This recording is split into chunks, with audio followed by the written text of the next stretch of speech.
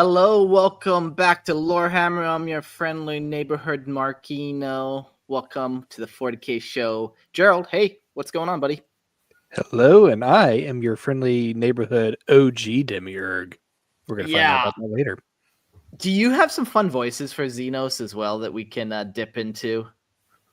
Like, do you have Let's a see. picture of what a Demiurg would sound like? No, I actually, other than this, like your pseudo Voton, or I guess kin for firm leagues of Voton, but that's probably something different. So I don't know, but I'm sure we can. I can come up with something along the way. Yeah. You're now tasked with it, so we'll come back to you. We also got joining us again, Boba Jack. What's good?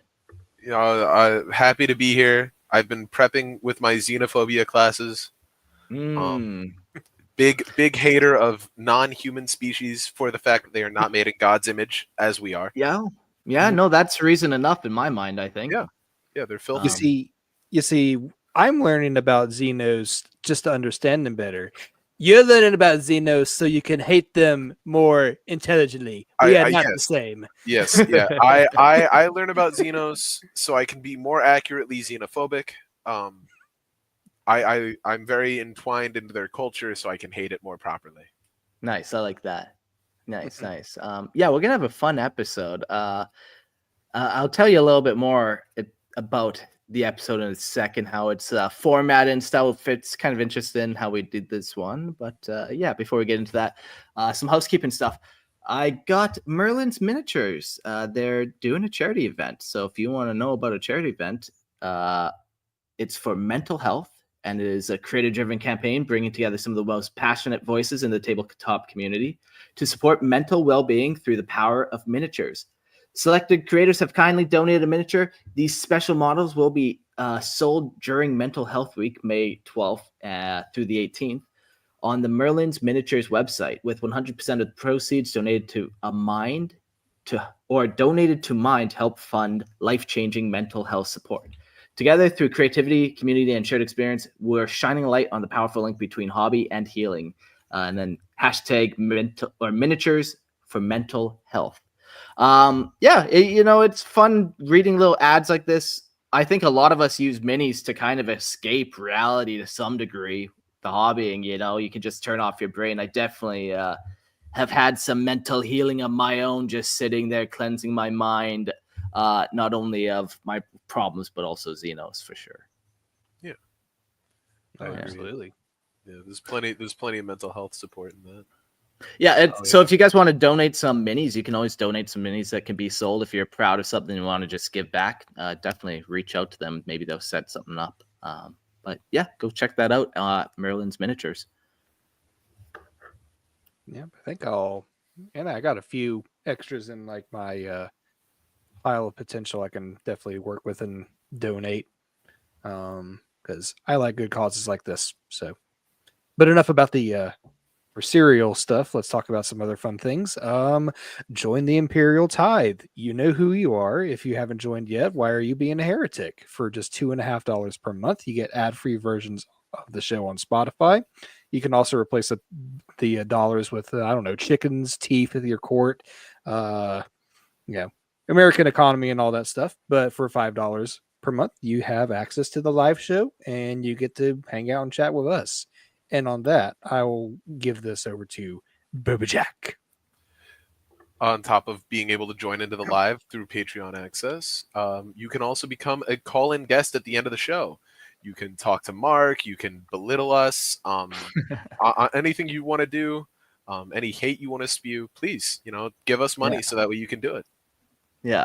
If you had 3 bullets and you're in a room with the Xenos, which one would you shoot? One of them each? 1 3 times? Let us know. Yeah. Let the violence flow. Yeah, so this episode we're kind of carrying on in the Minor Xenos series that we kind of just started. We're going to be talking about the Chrome, the Demiurg, and the Enoulians in this episode.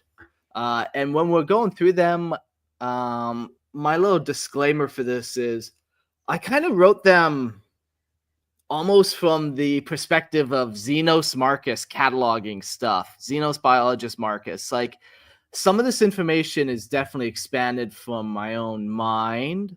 I tried to stay true to stuff like, okay, if we're dealing with bugs, they probably have a hive mind like ants or something. They didn't say it, but we can almost assume it. And then I might write something like the Adeptus Astartes think. So this episode's going to be kind of a mixed bag. You know, if I was to put a number on what percentage is true, let's say probably 75% of it, but there's going to be some stuff in here that is just kind of hearsay. Yeah, in this episode, we're kind of going to go down. I kind of thought, okay, what do you need to know about each Xenos? Okay, so let's learn their overview. What do they look like? What powers and abilities? It's so fun in 40K. You often get like creatures that have abilities that provide a whole range of powers. Then, obviously, you need some type of history, probably a homeworld or galactic geography. Then we'll talk about their cultures and beliefs. You know, are they still Stone Age savages hunting down people? Or are they kind of more sophisticated? Then technology, military, galactic relations. How are they on the galactic field? Like I said, are they hunting people? Or are they more like willing to trade? And then any special things when going into there? Like I know some things have a very specialized fleet, so you could list that in technology when I was building out these, because we got a lot of minor Xenos, so I kind of want to like formalize it across all of them to hit all these different categories when going through. Yeah. So that's that. Let's dive into it. The very first one is the Chrome, but just for those who don't know what a minor Xenos is, quick refresher. Yeah, and so obviously, old Warhammer did a really good couple episodes on this already, because I think what was the original total, Mark? Like 150 that y'all covered? Yeah, something like that. And it was over the course of 4 episodes. And those ones we did very generalized episode because we wanted to mention every Xenos was our thought. So, there's Xenos like the Kroot that literally have pages of lore written about them. But then there's other ones like the Chrome, for instance. There's enough that we could talk about them for 30 minutes, but not much more.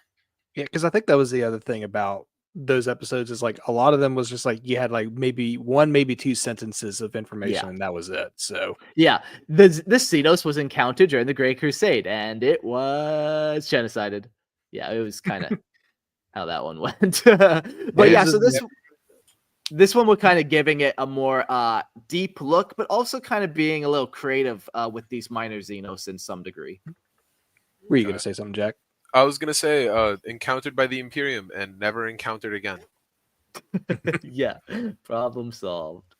Why do we keep losing 90% of our guard regiments to these Xenos? My brother and the Emperor, we killed all the nice ones. Hey, Okay. did you see how they looked? They deserved it. Grimaldus in the chat is asking about bangability for one of the categories. I never thought about that. Typically, in these situations, we call the Inquisitor on folks like you. But since we're friends, Grim, I'll give you one warning. And that warning is that if it has a hole, it's up to you. Anyways, minor Xenos. Are we still keeping score for bad segues this episode? Yeah. I want to outdo myself. I have some plans. I have faith in you. I do too. All right, challenge accepted.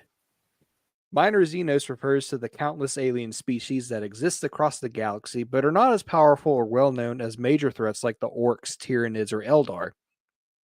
These lesser-known races vary wildly in size, strength, and technology, from simple tribal creatures to advanced empires hidden in remote regions. The Imperium of Man, driven by its doctrine of human supremacy and fear of the alien, treats all Xenos, major or minor, as enemies to be purged, subjugated, or studied only for strategic advantage, as you do.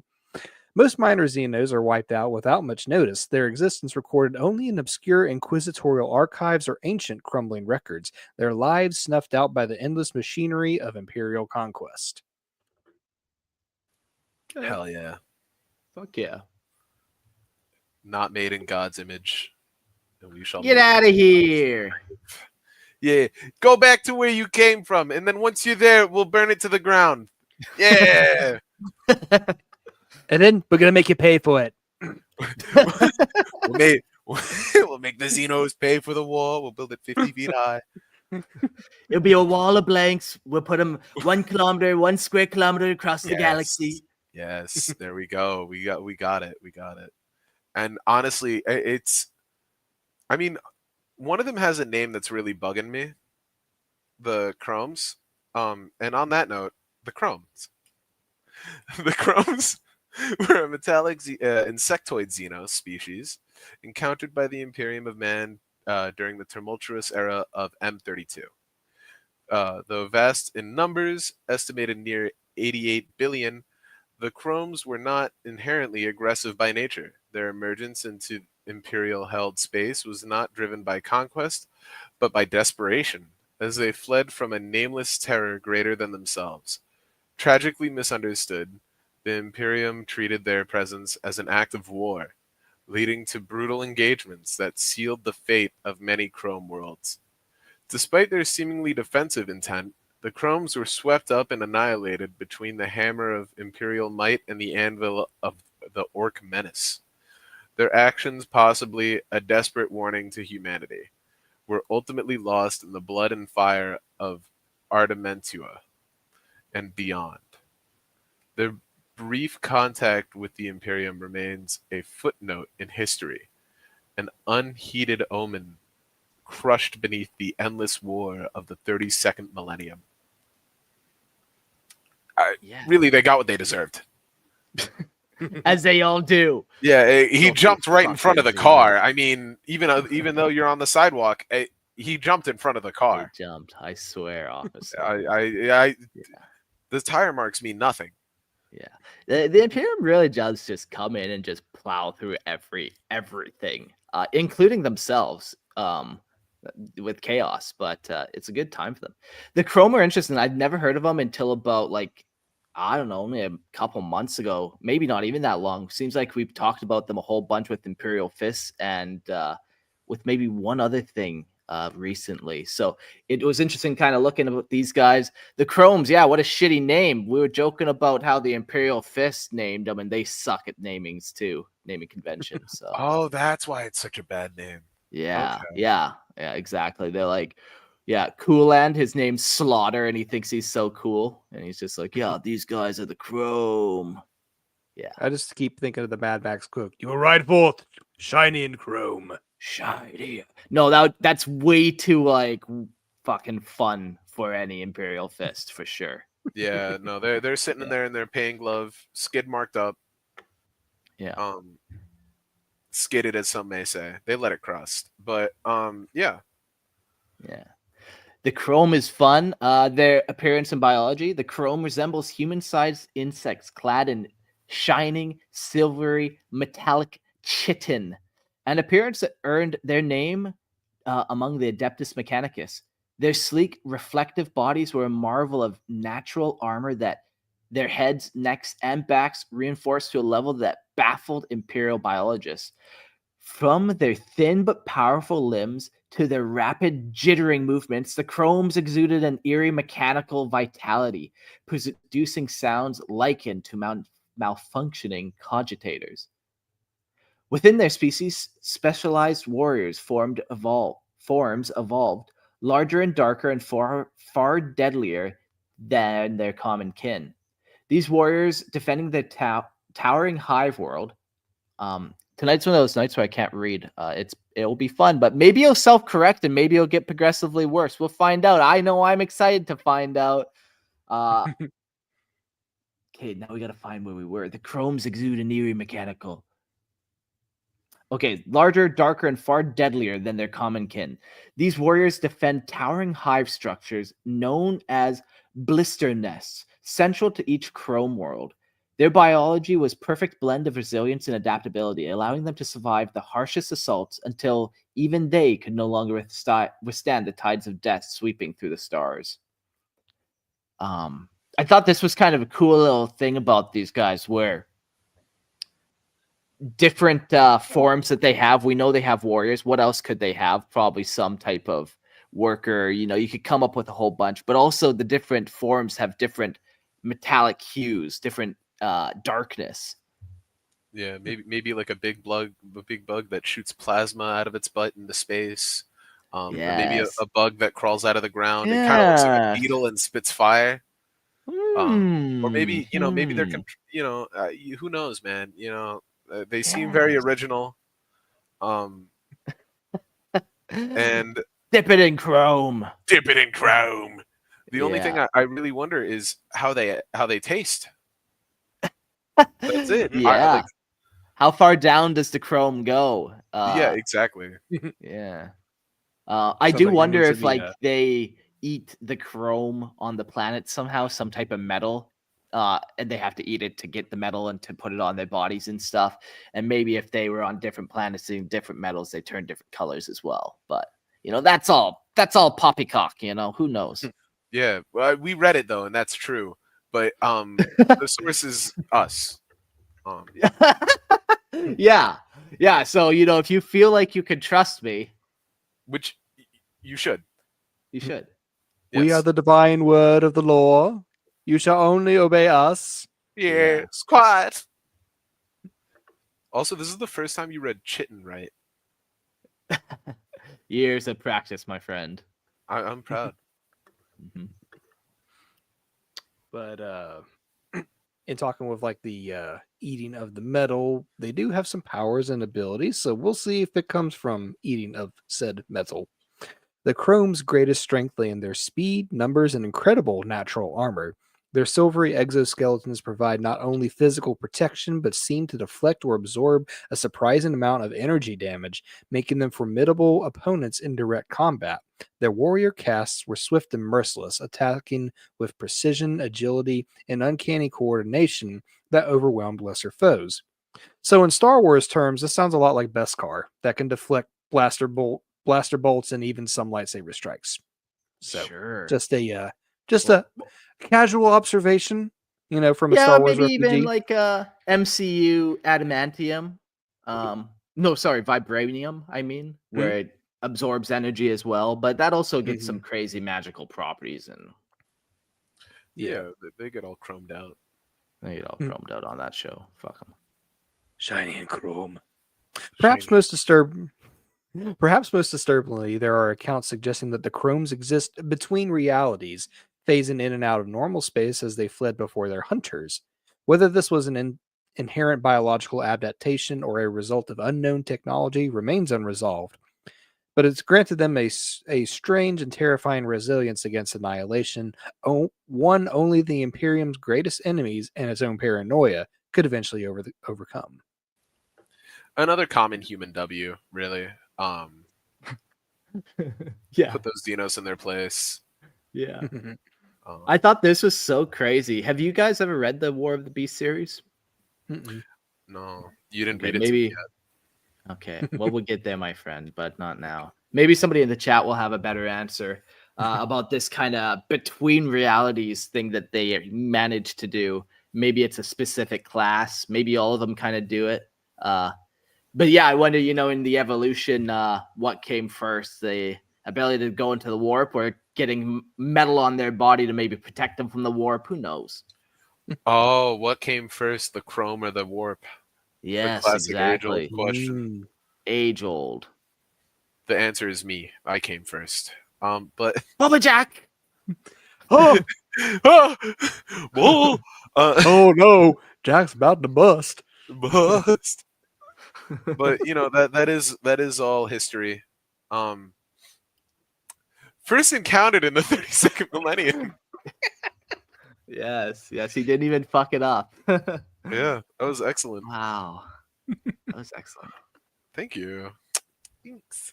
But first encountered in the 32nd millennium, the Chrome's appearance in Imperial space was an accident of fate and tragedy. Fleeing from the devastating forces of the Ork war boss known only as the Beast, the Chrome spread across 67 worlds, building blister nests and struggling for survival. Misinterpreted as invaders, their desperate actions provoke the full wrath of humanity's protectors. The Imperial fists dispatched to cleanse the world of Artementia engaged the Chromes with grim determination. Unbeknownst to them, their true enemy, the Greenskin Horde, was soon to arrive. Both sides were ultimately annihilated when the Ork battle moon descended upon the planet, wiping out defenders and refugees alike in a single brutal stroke. Really, it just seems like the Chrome's fault. They brought him there. Yeah. Well, Um, you're in the wrong galaxy there, Chrome. Yeah, exactly. Yeah, they should go Yeah. back to. And 67 worlds. Listen. You don't need 67, pal. Worlds are pretty big. Yeah, That's geez. 67 too many. Yeah. Back in the universe, buddy. Yeah. I do love it. Like a lot of these Xenos, the only encounter we have is from the Imperium perspective. We don't know much about them. This hive mind probably isn't writing down their history. They don't care too much to. They probably don't even know how to in the same way that we would. I mean, But unless yeah, they got a big brain bug. They got a big brain maybe. bug that stores everything. Yeah. Maybe they do.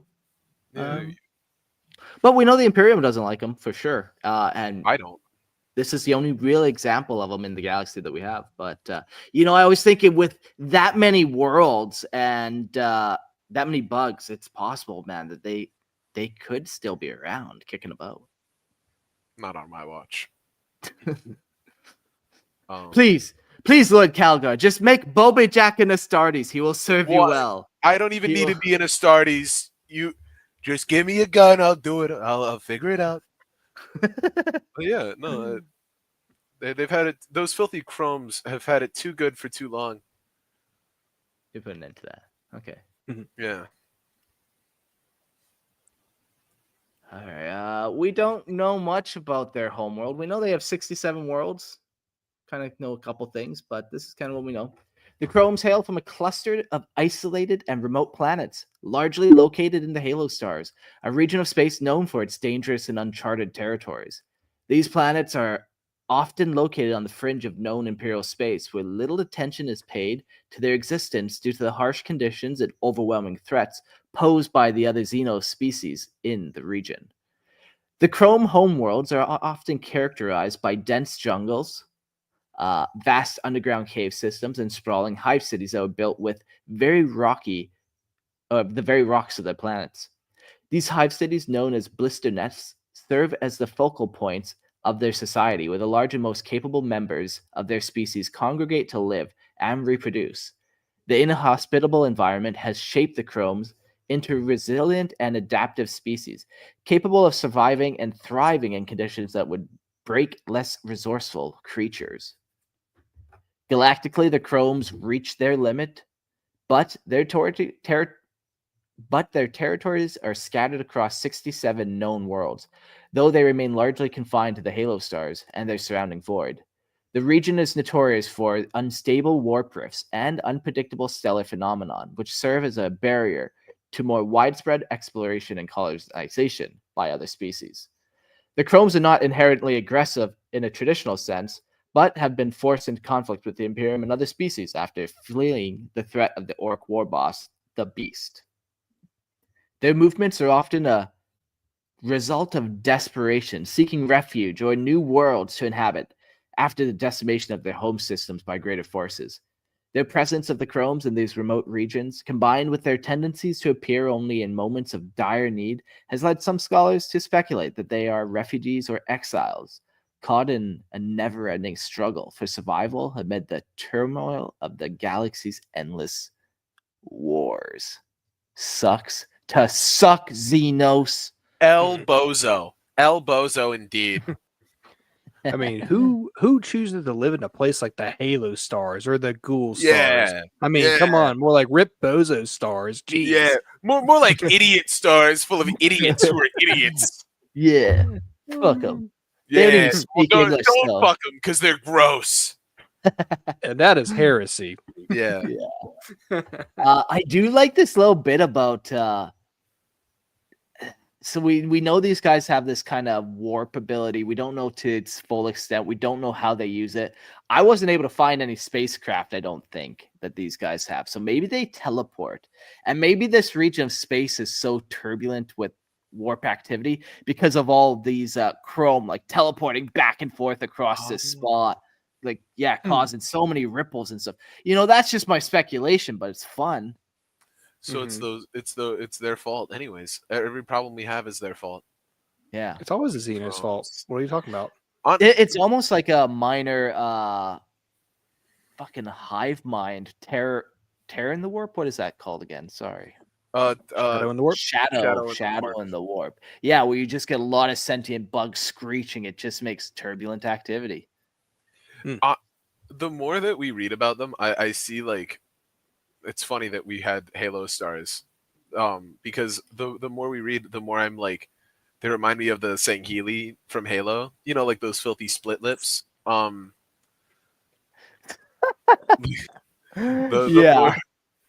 more we read, it's just like they're covered in chrome. So like the Sangheili, they go around and they're good at war,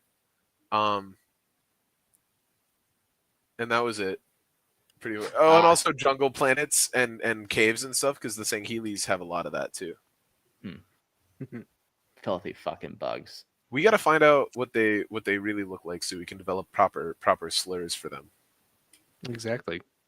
I think chrome is the good slur. Fucking chromies. Chromies. Oh, the shinies. Shinies. That would be good. Yeah. We'll do it. We'll bring a new light of hatred to the universe. Check out those chromesicles, haha. Oh, filthy chromers! Oh my god, look at the chromes, haha. Go back to where you came from, Chromer. That'd be. Go back to your filthy jungle. A lot of this is also screaming to me like Necrons, kind of shiny, chrome. They teleport a lot. Except they're bugs instead of ancient skeletons or ancient robot technology. Maybe they're ancient bugs, but I wouldn't know. Kill them all. Yeah. But anyways, that's what ancient now, dipshit.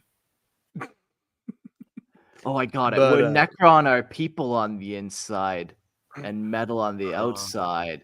The chrome are bugs on the inside and chrome on the outside.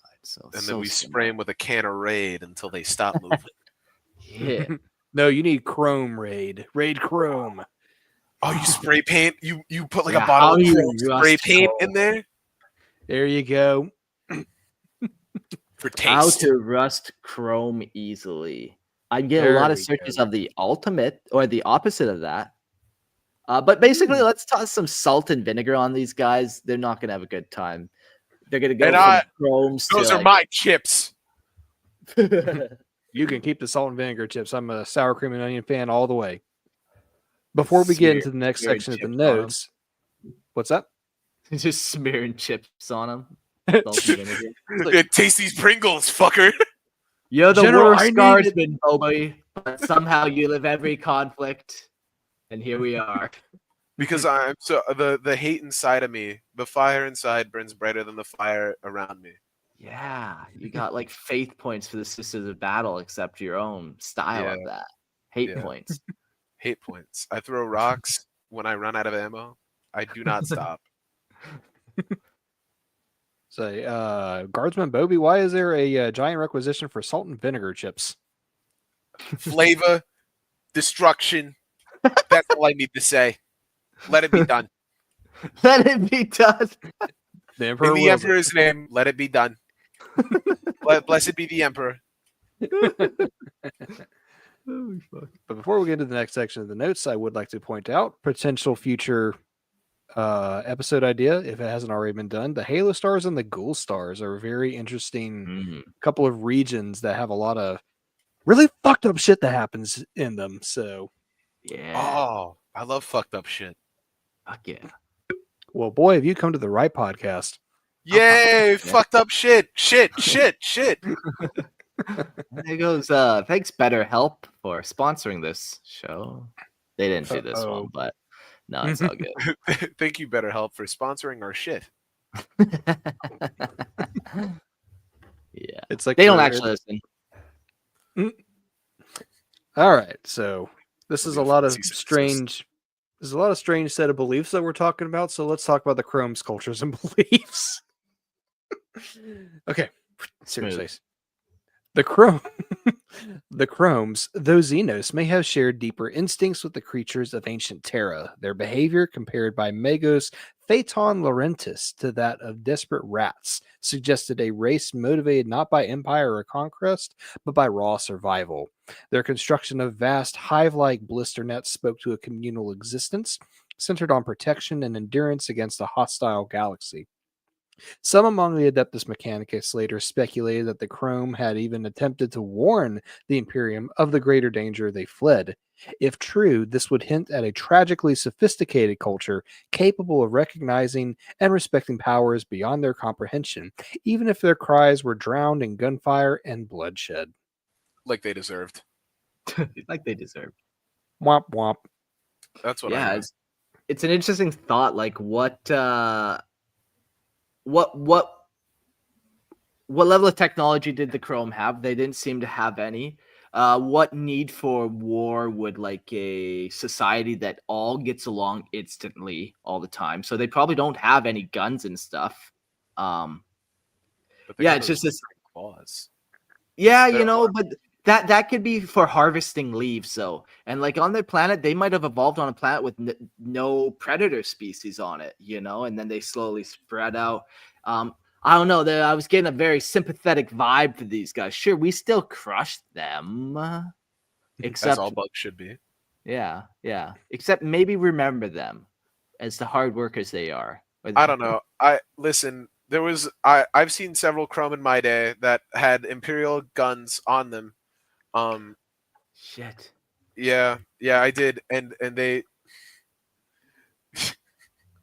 and I listen. Just because I was missing my bolt pistol and the Chrome had it, it's just Yeah. I Tried to always take keep a spare on me for no Hmm, reason at all. Curious. And also, they had so much coke, so much, so much space coke, and that probably helped them out in their militaristic gains. The Chromes are a race of Just like the metallic. Nazis did. And that's yeah. Well, they did meth. They And weren't now we're coke. demonetized. Oh shoot. Ah fuck, Yeah. I fucked that one. My bad. Yeah, And now the we're Nazis were big demonetized. into meth. Hey, meth is Cancelled. great. Meth gets me through my day, and by meth I Yeah. mean Adderall. So, Ah, but meth nonetheless gets me you through my know. day. Yeah. I love sure. meth. Thank you, meth. Sponsor of today's video. A sponsor you could trust. A sponsor you could trust. Take meth. It'll clear Better you call out. us all. Oh god. Better call me. I have meth. I don't. Don't. But in Minecraft, Yeah. I'm going to jail after this episode. The Chromes are a race of a metallic insectoid Xenos, whose presence is both tragic and mysterious. Though they were first encountered by the Imperium as hostile invaders, deeper investigations revealed that their assault was not born of aggression, but of desperation. Their sleek, silvery chitin reflected the broken light of shattered battlefields, and their strange mechanical screeches echoed like a death rattle of dying machines. Driven from their homeworlds by the monstrous advance of the Ork war boss known as the Beast, the Chromes crashed into Imperial space like a tide of terrified refugees, attempting to build new blister nests, great hive structures, wherever they could. Unaware of the Chromes' true plight, the Imperium met them with fire and bolter, purging them without mercy, even as darker forces loomed on the horizon. In battle, the Chromes moved with insectile grace and horrifying speed, their warriors larger, darker, and deadlier than their kin, leading the assaults with brutal efficiency. Their combat style suggested a hive mind, rather than tactical thought, relying on swarming rapid movements and sheer numbers to overwhelm enemies. It was theorized by the Adeptus Mechanicus that the Chromes may have been attempting to warn the Imperium of the greater threat that pursued them. Yet their alien nature the eerie metallic shimmer of their forms, and the broken cogitator screeches of their communication ensured that no understanding could be reached. In the end, both the Chromes and the Imperials perished beneath the guns of the Orc battle moon, a, a grim testament to the brutal ignorance and unrelenting violence that defines the existence of the galaxy. I Fuck yeah. we're saying a lot of things that are making the Chrome sound not as bad, but have you considered that they're bugs, and bugs are gross? Oh, you know what? Fuck, that is true. I Have seen a you prairie also- mantis one time. Those are pretty cool, but everything else, not so much. Yeah. Have you also considered too that, yeah, everyone likes to shit on the Imperium for being xenophobic, but what do the Orcs like to do? What about the fucking Yeah. Eldar? Yeah. What about Yeah. the Necrons? What about the Tau? Hey. Just Yeah. saying. Yeah, what about those filthy slit noses? Well, what about Yeah. them? Yeah. They go around mind controlling people. The other day I was walking my dog and I saw a filthy Tau in the sky, mind controlling my people, putting chemtrails in my air. You know, when I see their forehead, I think of only one thing. Vagina. Fuck. No. Putting This- a bullet in Those between. those it, filthy yeah, Tau are a fucking- bunch of pussies. That's why they got pussies on their heads. Yeah. Okay. Yeah, they're military. The Chrome, not. Oh, Right. fuck. Sorry. There's several Xenos and they all kind of look the same to me. Yeah. They all merge into one single inferior species, really. Yeah. Purge one, purge the next. Yeah, honestly. Yeah. So at this point, we lose track of the Chrome. The Imperium also gets wiped out in that battle. But let's see if they're still kicking around. Let's talk about their galactic relations. They better The Chromes had. I hope they are, just so we can purge them again. Yeah. Yes. Nothing better than genociding a species twice. Yes. Bet you didn't expect me to do that shit again. Exactly. The Chromes had a brief tragic relationship with the Imperium, marked by misunderstanding and violence. Mistaken for invaders rather than desperate refugees, they were merciless, purged despite possibly trying to warn humanity of greater threats. They had no recorded interactions with Chaos Eldar or Dark Eldar, though it is likely ancient Eldar would have viewed them as insignificant or ignored them entirely, while the Dark Eldar might have seen them as little more than exotic prey. The Chromes were actively hunted by the Orks, specifically fleeing the apocalyptic might of the beast's wog, which ultimately drove them into Imperial space. There's no evidence of contact with the Necron, though they, given the Necron's hatred for all life, any encounter would have ended with swift extermination. I don't think the Necron need this type of slave class. They don't need this one. Similarly, the Tyranids had encountered the Chromes. They would have viewed them as only biomass to be consumed. As for the Tau, their rising empire came along with the Chrome's destruction, or came along long after the Chrome's destruction, leaving no opportunity for diplomacy, war, or even recognition of the Chrome's tragic, fleeting existence. Although it just seems like this race could potentially have. I didn't read these books, so fuck, man, this might not be the right vibe. But when I read about them on the Wikipedia, on the old Reddit, on when I talked to the Discord, the vibe was that they weren't necessarily these like invaders trying to spread their territory and conquer. They were fleeing. They were fleeing the Orks. Maybe they would be willing to work alongside people. Maybe the Tau. I wouldn't be willing to work alongside them. But I mean, I like the alliance of aliens with the Tau though, because that way you lump the Tau, all the sure. Tau together, get all these filthy Xenos into one spot, Yeah. genocide them all at the same time. Exterminatus. Easy. You Yeah. know what? I can concede that. I can concede that. So Just press the big red button. I think these guys should join Yes. the Tau alliance. I think they'd be a cool little addition. I would Yes, love let them join. Let them join the discount covenant. Exactly. Discovenant. All right. Current state of we were just talking about them being exterminated. So what is the current state of the chrome? Shiny and chrome. As of the 41st millennium and beyond, the chromes are presumed extinct. After their desperate flight from the beast and their catastrophic battles against the Imperial fists and Ork forces on Ardamantua, there are no known records of the chrome surviving those events. Between being caught between the Imperium's overwhelming firepower and the unstoppable green tide of the Orks, it's extremely likely that their scattered hives were destroyed. If any chrome survived at all, they would likely be few in number, hiding on isolated worlds or lost in the ruins of their former territory, too small or too weakened to pose any real influence to be a recognized presence in the modern 40K galaxy. But there is no proof, one way or another, and a lot can change over 8,000 years.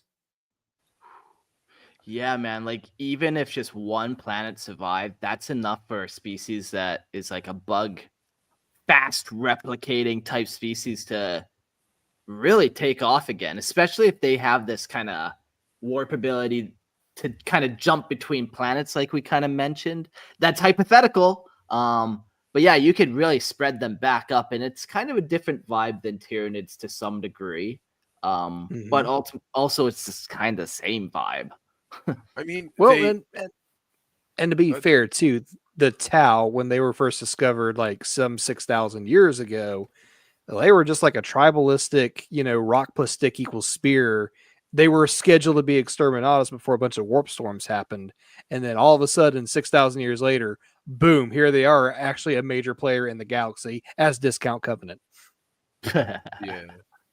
I mean, I also the fact that like the biggest difference I see between the Nids and the Chromes are the fact that like a Nid would never try and warn you about anything or build a city, right? The Chrome actively go out of their way to build and have something, which I guess their whole driving motivation in and of itself is completely different. You want bugs that aren't just going to devour things, that are builders, because there are a lot of great builder bugs, whether you're talking about like bees nests or ant colonies, or there's tons of cool stuff.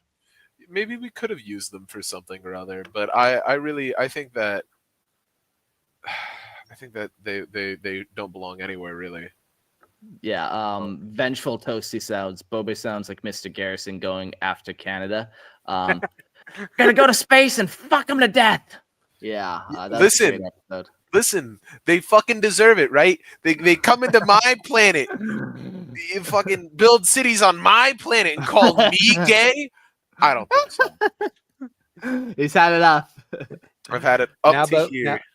Now, Boba Jack, do we need to have ourselves a talk with Mr. Hat? What do you say about this here, Mr. Hat? That they fucking deserve it. Oh, man. Yeah. It's all just made up. We're just having fun, everyone. Just jokes. These aren't real people because they're bugs. But you know what isn't a joke? Copyright theft. Because that's what's going to happen when we take the Starship Trooper bugs and use them as our representation for the minis of tabletop. Which are actually the real Chrome representations. We didn't take anything from anywhere. We looked it up. Don't look it up. We looked it up and we found we did it for you. Trust the expert. Yes, and we found several things that allude to the fact that they are similar but not the same. Don't look it up. Different color. Yes, different color. Chrome, in fact, is the color. Chrome, yes, yeah. And as we know, bugs don't tend to be chrome unless you get bored and spray them with chrome spray paint. Yeah. Representation on tabletop, I think that would be the move for sure. You for minis, you buy some Starship Troopers. Really, you could buy any bug type mini, but I think Starship Troopers would be probably the easiest one. And then rules, just kind of slot them into Tyranid stuff. Maybe you could slot them into something else, but maybe you could do like a Nid / Necron type beat where they have like deep strike attacks, but also could they have like the Tyranid kind of swarm mentality, but also deep strikes and definitely give them fly for no reason. They'd have a pretty cool model range too. It sounds like they have different classes. So you could have the winged class.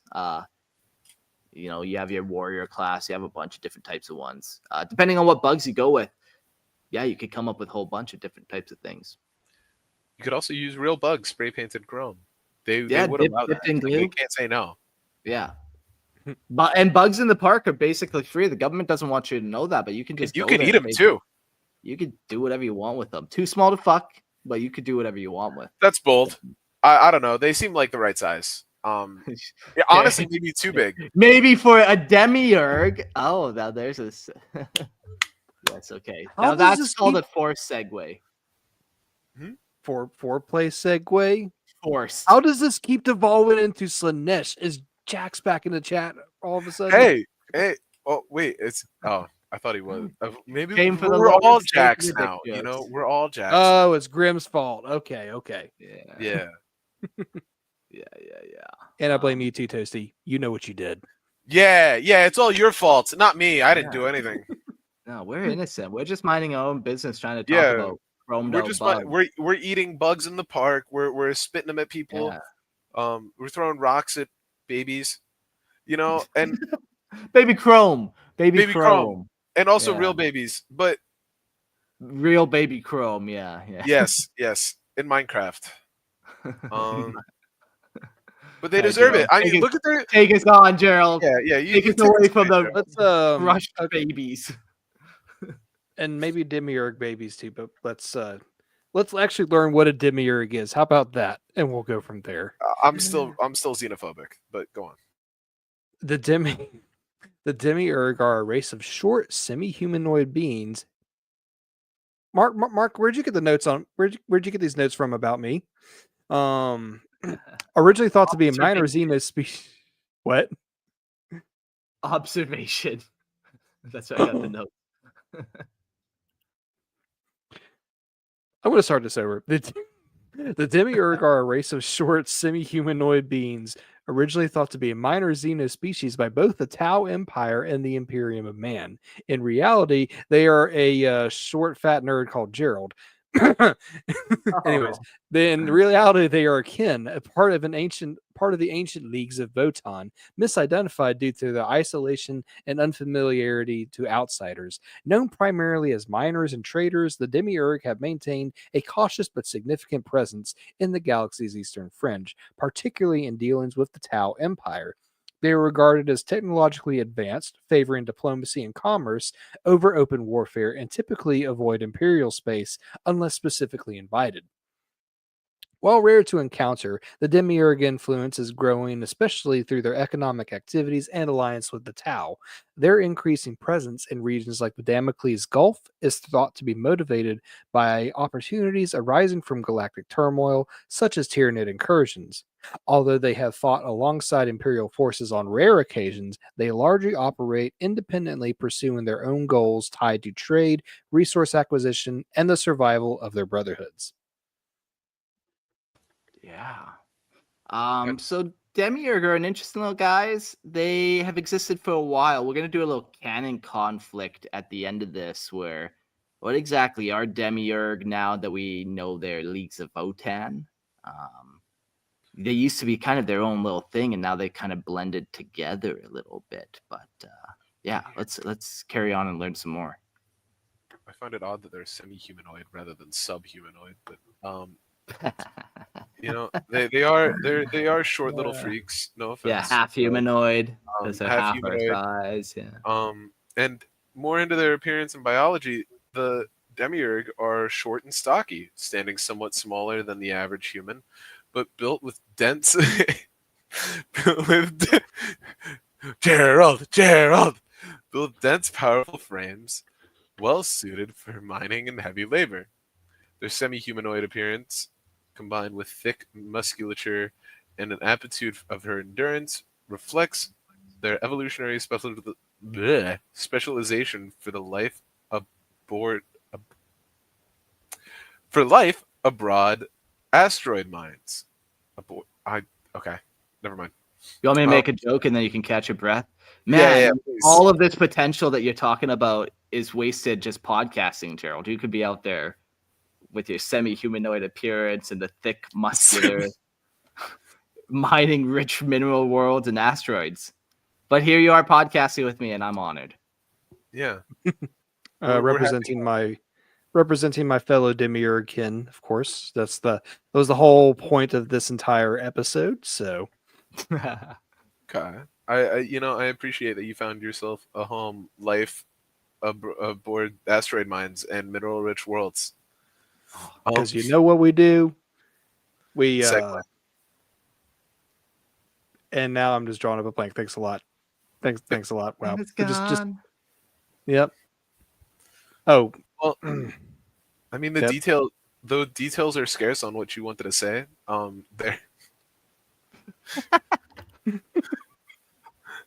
Their biological resilience seems to parallel that of their squat ancestors among the kin of the leagues of Votan. Good that we threw in a slur there.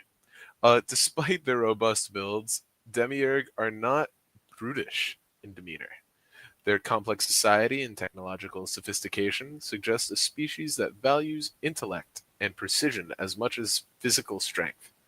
Their physiology is adapted for prolonged life in space, likely featuring strong resistance to radiation and vacuum exposure. However, much of what is understood about their biology remains filtered through second-hand Imperial reports and Tau observations. As we know, Tau can't observe anything through that filthy slit in their face, and Can't look past it. no, they can't. But maybe the Demiurg earn a little bit of respect, because they remind me of Gerald, and he holds a special place in my heart. oh, And also the fact that they are mutants of mutant humans. Yeah, well, that's where it gets interesting, man. Like, we got to come back to that at the end of this. Yeah, as we know, pipsqueaks are not fully human. Yeah. That's This is a well-known fact for sure. yeah, obviously, because they can't. Demiurg be anywhere near- debatable. Demiurg Tell me how- debatable. Leagues of Votan not human. Too short. Yeah. come on, tell me how you really feel, guys. Gosh, I'm right here. Hey, you're one of the good ones, Gerald. All right.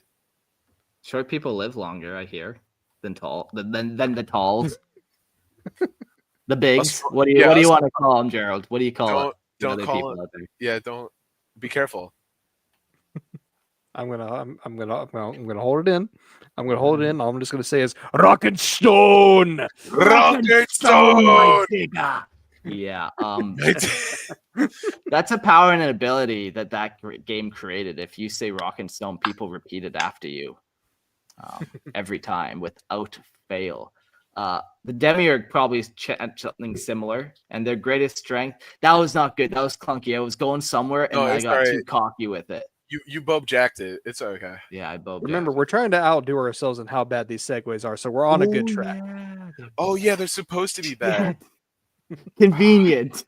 And really, bad segues are a power and also ability. Off to you, Mark. Thanks, Jack.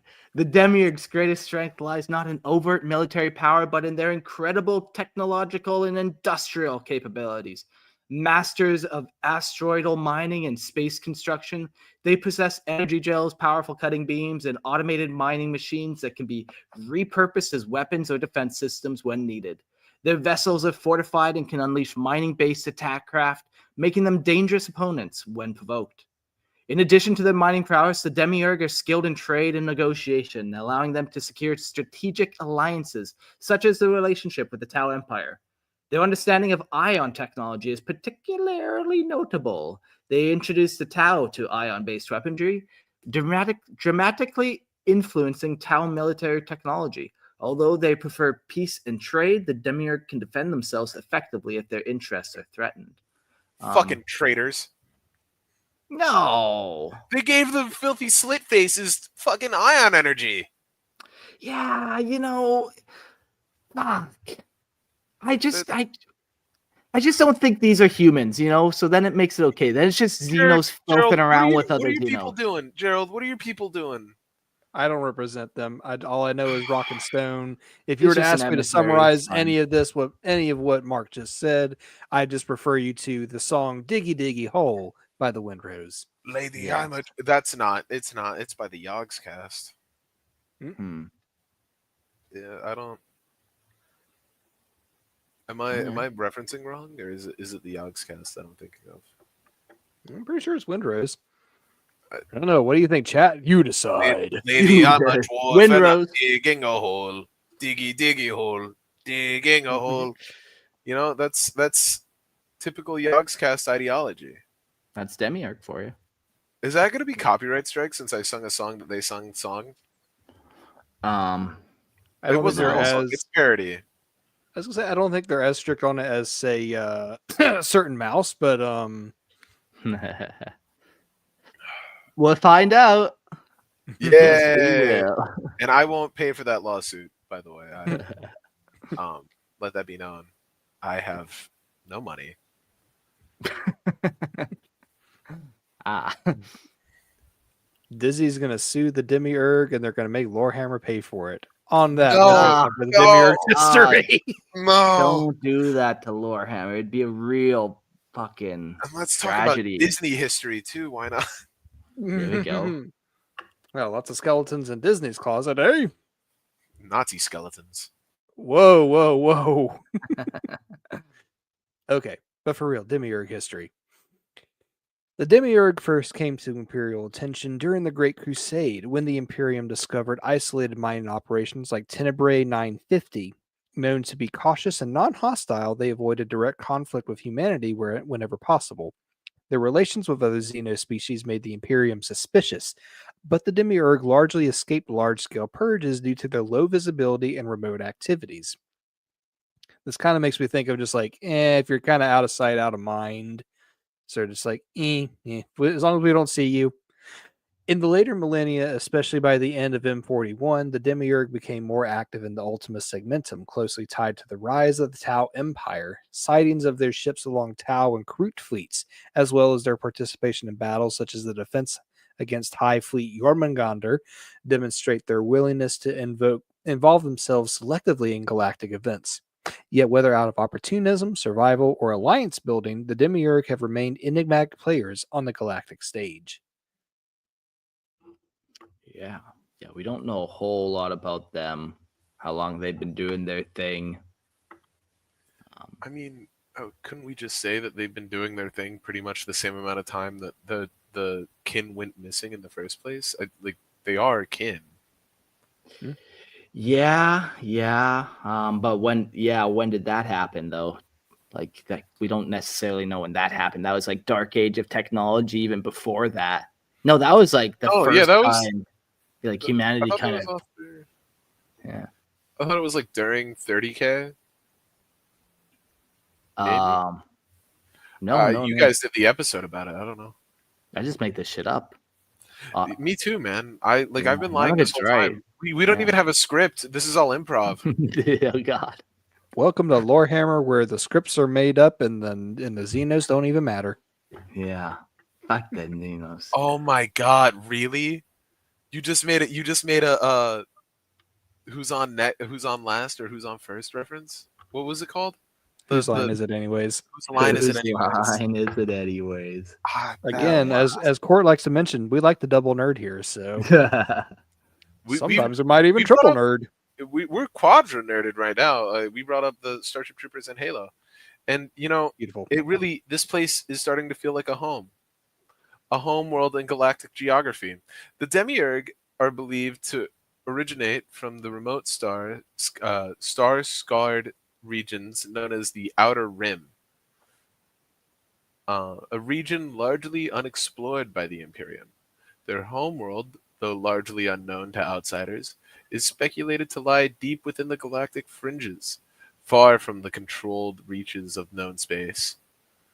In the vast and desolate reaches of these outer systems, the Demiurg have forged their civilization, thriving in isolation for millennia. Their homeworld is said to be a bastion of industry, heavily urbanized, with sprawling cities and vast mining operations. It is likely a rich world in minerals and resources, fueling the Demiurg's highly advanced technology and industry. However, little is confirmed about the species or the specifics of their planet or its exact location, with some suggesting it may be hidden behind vast nebula or close by the region's unstable stellar conditions. Galactically, the Demiurg's influence is largely confined to the fringes of the galaxy, often encountered in sectors where few other Xenos races dare to venture. Their fleets are typically small, well organized, and focused on trade and expansion rather than direct confrontation. The Demiurg maintain a network of trade routes across the galactic outskirts, forging alliances and conducting exchanges with other alien species such as the Tau and even certain factions of the Orks. Though their presence is not as widespread as that of more prominent factions like the Imperium or the Eldar, the Demiurg are known to navigate the galaxy with careful precision, often remaining neutral or serving as mercenaries in conflicts that do not directly threaten their interests. The Demiurg's preferred method of engagement revolves around subterfuge, covert actions, and clandestine trading, making them elusive players in the larger galactic struggles. So they're like America during the Cold War. Yeah, sure. Yeah, very much like don't engage too much, don't waste too much resources. I like when we did the Votan episode, we were talking about like the waste of the void, or like how part of their doctrine, how their belief was like don't waste anything because the void is unforgiving. Every drop of water can be recycled and reused. Everything can be, because in space that's all you got. But then that kind of like goes even further where you never really see them around anyone. Why be around dangerous places when your whole point is like you're just trying to maximize profit, minimize losses, avoid war. If I have something, or if you have something I need, I'll give you what you don't have. If you have something I don't need, then I don't care about you. Shut up.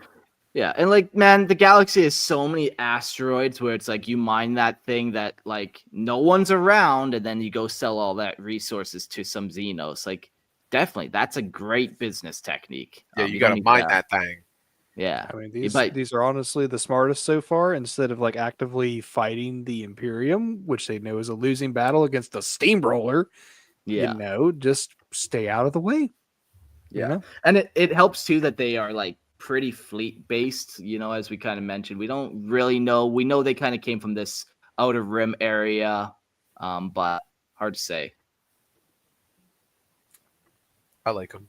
They're pretty I cool. don't like them. Yeah. I hate them though, due to the Wow. xenophobia. But like, they're cool until they weren't human. Yeah. No, like I like learning about the culture and beliefs of the Xenos that we destroy, and that way it's like more meaningful. Like, look at what I wrecked. Yeah, look at these idiots, Yeah. Also, talking about their home planet, I bet a lot of them live underground. Like, there's no way they don't have like an artificial sun underground that like does like 24-hour rotations and stuff. Like, there's no way they have to be living underground. Come on, just because the Demiurg are a sci-fi substitute for dwarves doesn't mean they all live underground. It's a harmful stereotype. They live in the cold, hard halls of metal. It's the accurate stereotype. I believe it. So, also, by the way, just want to announce, we haven't heard Gerald do a voice for the Chrome or the Demiurg so far. Yeah. Come on, Gerald, do a Chrome voice right now. I think I got one.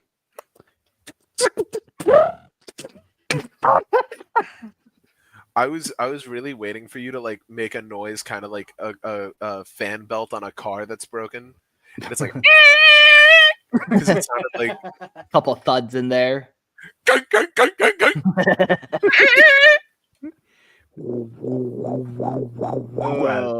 all I got. I thought they were maybe, but I heard that they screeched real loud, and I think that's pretty cool. I like screeching real loud. Yep. Yeah, man. I just read the garbled screeching of the Vox comms, so that's what came to mind. Yeah, I appreciate that. The Demiurg are way more cultured than that, though. Their society is organized into brotherhoods, close-knit communal groups that live and work together aboard massive Stronghold or Bastion class vessels. Each brotherhood seems to act independently, managing their own resources and alliances. While the full details of Demiurg belief systems are unclear, their actions suggest a culture deeply rooted in craftsmanship, resource stewardship, and mutual support within the brotherhood. Their avoidance of imperial space and generally defensive postures suggests a culture emphasis on caution, self-sufficiency, and respect for autonomy. Unlike many other spacefaring civilizations, the Demiurg are not imperialistic. They seek wealth and stability rather than conquest. Their reputation as honorable traders with the Tau hints at a belief in fair trading and long-term partnerships rather than opportunistic raiding or exploitation. Yeah. This makes them sound like the uppity versions of compared to the Leagues of Votan. Uppity is a strange word to use there, and I respect it a lot, Gerald. Is that a I joke? fully, no. I mean, it could be. It is now. That was really good. It is a short joke. Well, sir, you need to raise your standards. I just at some point though, I feel like I really don't want to, stoop so low. God damn, I can boot both of you. Don't make me get short with you. Oh wait, I already am. God damn it. You could boot both of us. Gerald would Yeah. probably be a lot easier to kick out though, because Yeah. or But maybe then- I'd have more surface area because I'm taller. I have the technology to do this. Don't threaten me. And speaking of, we're not, to quote Patrick Starr of all people, we are not barbarians. We have technology. And so the Demiurg. Demiurg technology is highly advanced, particularly in the fields of mining, energy manipulation, and spacecraft engineering. Like I said, rock and stone. Their Stronghold class and Bastion class vessels are marvels of engineering, acting as mobile factories, processing plants, and mining bases, using complex electromagnetic systems. Please edit that out in posts, whoever does this. They are capable of scooping interstellar hydrogen to fuel their engines, a method still not fully understood by the Adeptus Mechanicus. Their weapons and tools reflect their industrial origins. Energy drills, cutting beams, adapted for combat, and automated mining craft that double as attack drones. Notably, their mastery of ion technology led to the Tau's adoption of powerful ion weapons, a pivotal advancement for the younger race. The Demiurg's innovation extends to their survey glasses, capable of detecting mineral deposits up to 2 kilometers deep, showcasing a blend of practicality and cutting-edge science unmatched by many other species. So again, this is just like uppity Leagues of Votan. I like it, man. They just want to be out in space mining and selling stuff, and their technology reflects it. Like their weapons of war, like, yeah, I guess this drill would definitely kill somebody if I drilled into their face. Yeah, they're Energy clearly laser cuts metal and cuts human. Perfect. Yeah, but they're clearly like minor Xenos. They mine and they're minor, but they're also minor Xenos because they're minor Xenos. They mine and they're short. Yeah. No, wow, that really puts them into a whole new perspective there. Thanks there. Yeah, I thought of that joke and I couldn't find a good time to say it, so I figured throw it out there, man. See what sticks. That's what I always do with jokes. Just throw them out there, hope to God they work. I'll make a funny one at some point, and it'll make up for all the other shitty ones. Yeah. I like the George Costanza technique that as soon as you do make the good joke, you quickly leave the room and you leave on that high note. Yeah. Well, I sit there quietly and I nod while people laugh at my joke. Oh, don't enjoy it too much. Well, I nod to let them know they have to continue. Oh. Yeah. I typically send out like a fleet of jokes. And much like I'm nodding now for you to continue. Yes, and I nod at fleet. Stronghold class commerce vessel. That's a joint fuck up, I think. Yeah, why is it the Stronghold class commerce vessel? Okay, it's called Stronghold class. Freaks. Stronghold class commerce vessels are the ironclad behemoths of the Demiurg's hidden fleets. Though smaller than their mightiest ships, these grim leviathans. Wait, then who's. Mark, I'm confused. Whose mightiest ships? Their own. I think they have like spaceports and stuff. Oh, okay. Yeah. Yeah. Okay, I was just a little confused. Okay. My apologies. Edit all of that out. I'm gonna restart. Stronghold class commerce vessels are the ironclad behemoths of the Demiurg's hidden fleets. Though smaller than their mightiest ships, these grim leviathans are non-etheless, vast, nonetheless, wow, vast, brooding with immense power and cloaked in unknowable technologies. Forged for ceaseless toil, these ships are vast moving foundries and ore processors, drifting through dead systems and silent asteroid fields. Their presence is heralded by swarms of mining pods, automated haulers, and prospector drones, ghost fleets harvesting the void. Often a stronghold prowls the blackness with its prow facing a distant star, scooping life from the interstellar wastes.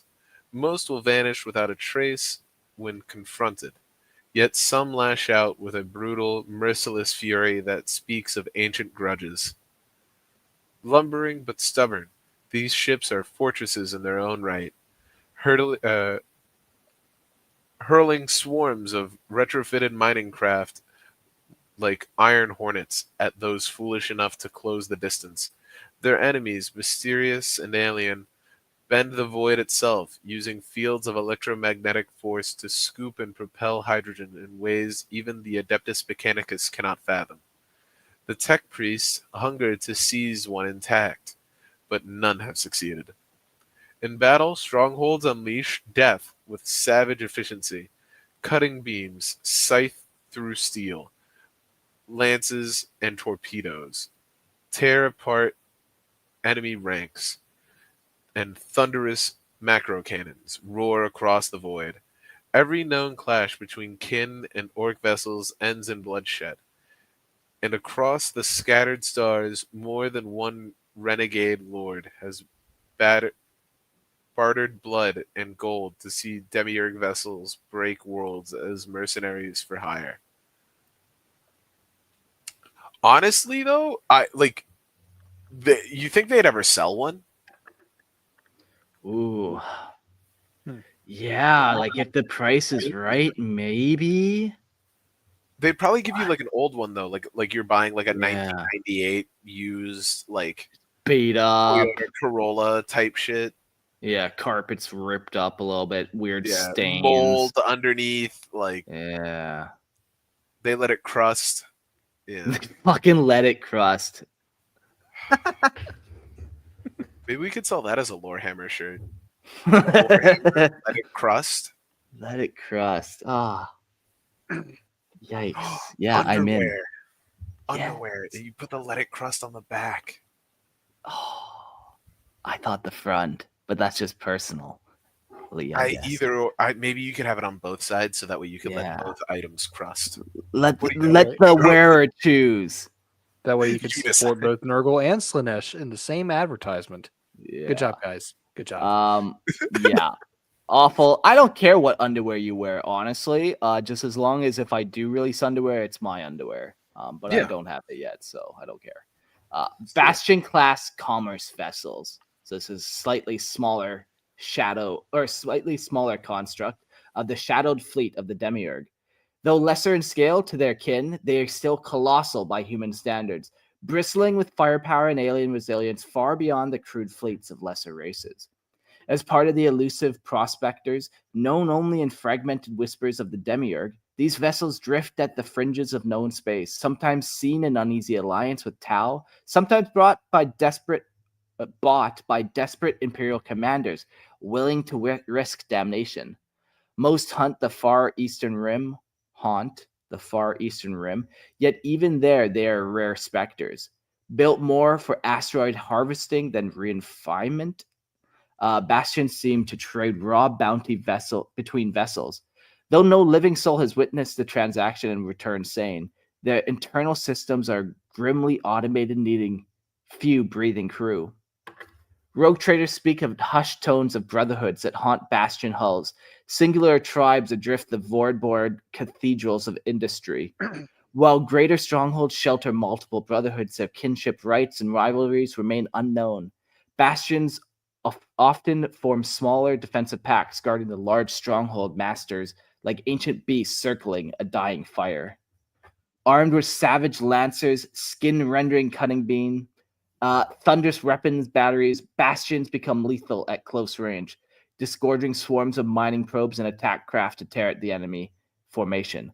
Their dark hearts fuel terrible engines, scooping stellar gases and driving them through the ship's core to power both propulsion and the beams that carve asteroid or enemies into silent, drifting wreckage. I like these. They're just as much like a moving factory and production facility, kind of refinery facility, as much as they are like a war machine or whatever. They kind of remind me of the Mechanicum Forge arcs. Maybe that's not the right word for them, but they have these great forge ships that they use. I'll find it. Are these ships are they manned or are they automated? Because their entire fleet seems to be like drones alongside them. So even like, could it be that the big mining ships are also drone based? Yeah, like you still have the captain and stuff who's like telling the drones to do stuff, and he might captain every now and again. But like as a nice sci-fi or fantasy trope is dwarves are typically small populations and stuff. So same can be applied here. Yeah. I wonder how much of this like automation, especially in like the ships and everything, kind of bled into the use of abominable intelligence that the Leagues of Oton do in 9th edition, or started in 9th edition. Yeah.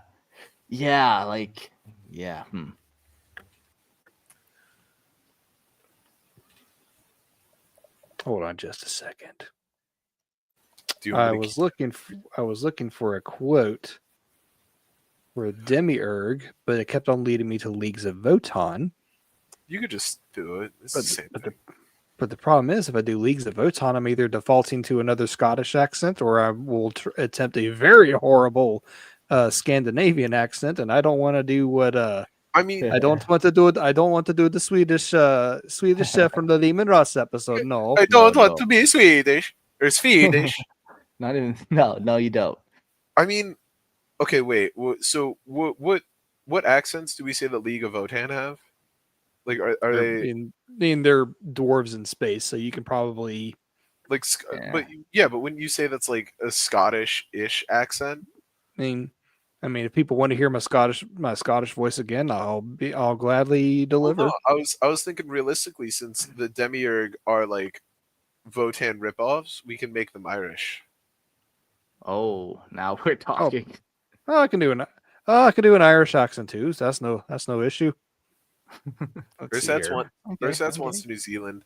Get a vote in the chat. Whoever wins gets to hear the accent, and that's what we make because we decide. Yeah. You see, Ursat's the only New Zealand accent I can figure is Timwara Morrison, or also known as Django Fett. I am not good at replicating that, so you probably don't want to hear me say it. I want it now. I want that specifically. Oh gosh, they're all clones. They're all clones, anyways. Come on, you love it. Yeah, they are. Okay. I'm looking for a quote here. Leagues of Votan quotes. Worst case, right, Gerald can edit it out. I'm not the one that edits it. Okay. Oh, right. All right. This is the slogan of the Emir Conglomerate, one of the several Leagues of Votan. They're probably one of my favorites, but anyways. All right. Django Fett. Let me get into the mindset here. Any Chthonian logger can spot valuable ores, rich particulate, or bountiful rad built. But to truly understand the worth of the prize, to picture its finest uses and make them real, that takes Emir eyes. Nice. Okay. It sounded good. Ursats, rate it. Ursats, we need your input. now. Let's rate it. You said you would. We're waiting so patiently. Waiting. On a little too patiently at this point. Yeah, fuck him at this point. Yeah. Oh, I'm a pro. I can judge. Where's our judgment? I need my judgment pronto so I can repent. Sir, may I please have some more judgment? Just a little bit of judgment. Just Close, enough but to not get me quite. through the day. Close, Yep. but not quite. Close. That's close enough. Okay. Yeah. Yeah, I'll take it. Yeah. I'll Good take enough my, for I'll Gerald- take my grudge Gerald token. goes with. I'd say like it's a C then, as like the rating. Like I'll a take rating. it. Sure, Too Australian. There's no such thing as too Okay, Australian. that's fine.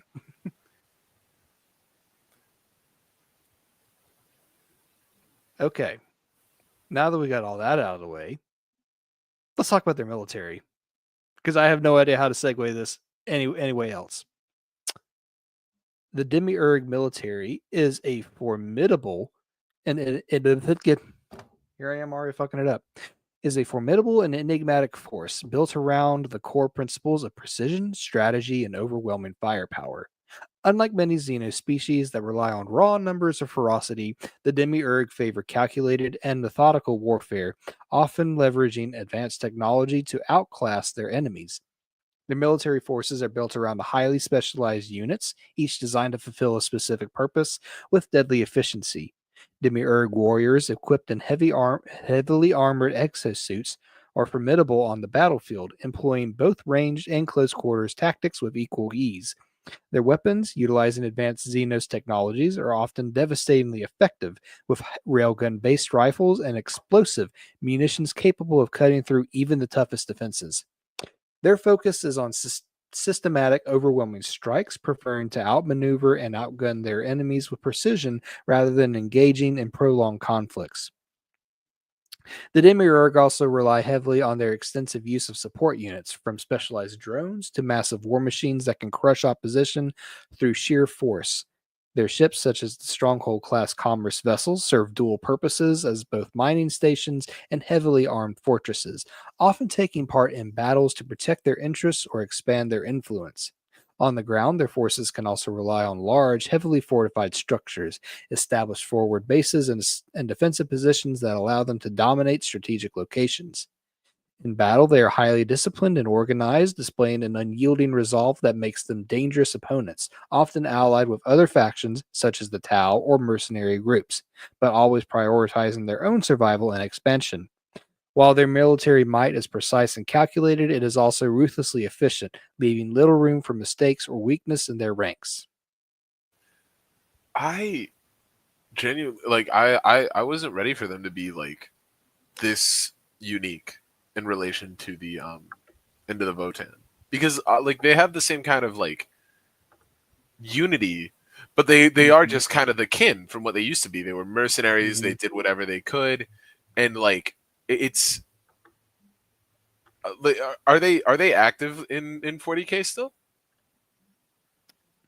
Man, this is we'll get to it at the end, kind of. Okay, We're so sorry. close to it. No, all good. These are all valid questions, man, and I maybe should have formatted this differently, but I feel like we need the information before we fully. Yeah, I'm a big fan of all of the things that we're saying. Like they all have very positive galactic relations. Fuck. The Demiurg. You get points for trying. I thought it was good. You know, it was exactly what we wanted in a segue. A segue about galactic relations. The Demiurg, elusive scions of the void, tread a perilous and secretive path among the galaxy's great powers. With the Imperium of Man, their dealings are cold and distant. Imperial scholars misidentify them as mere Xenos, while rogue traders whisper of rare bargains struck in the darkness beyond the astronomicons.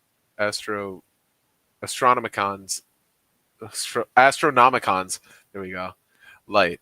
Among the Tau, the Demiurg find a strange kinship, offering ancient technologies and the silent council, though they remain ever apart. Their loyalty bought but never truly given. In the Tau, lexicon, the Demiurg are known as Bentusin, which translates as wise gifted ones.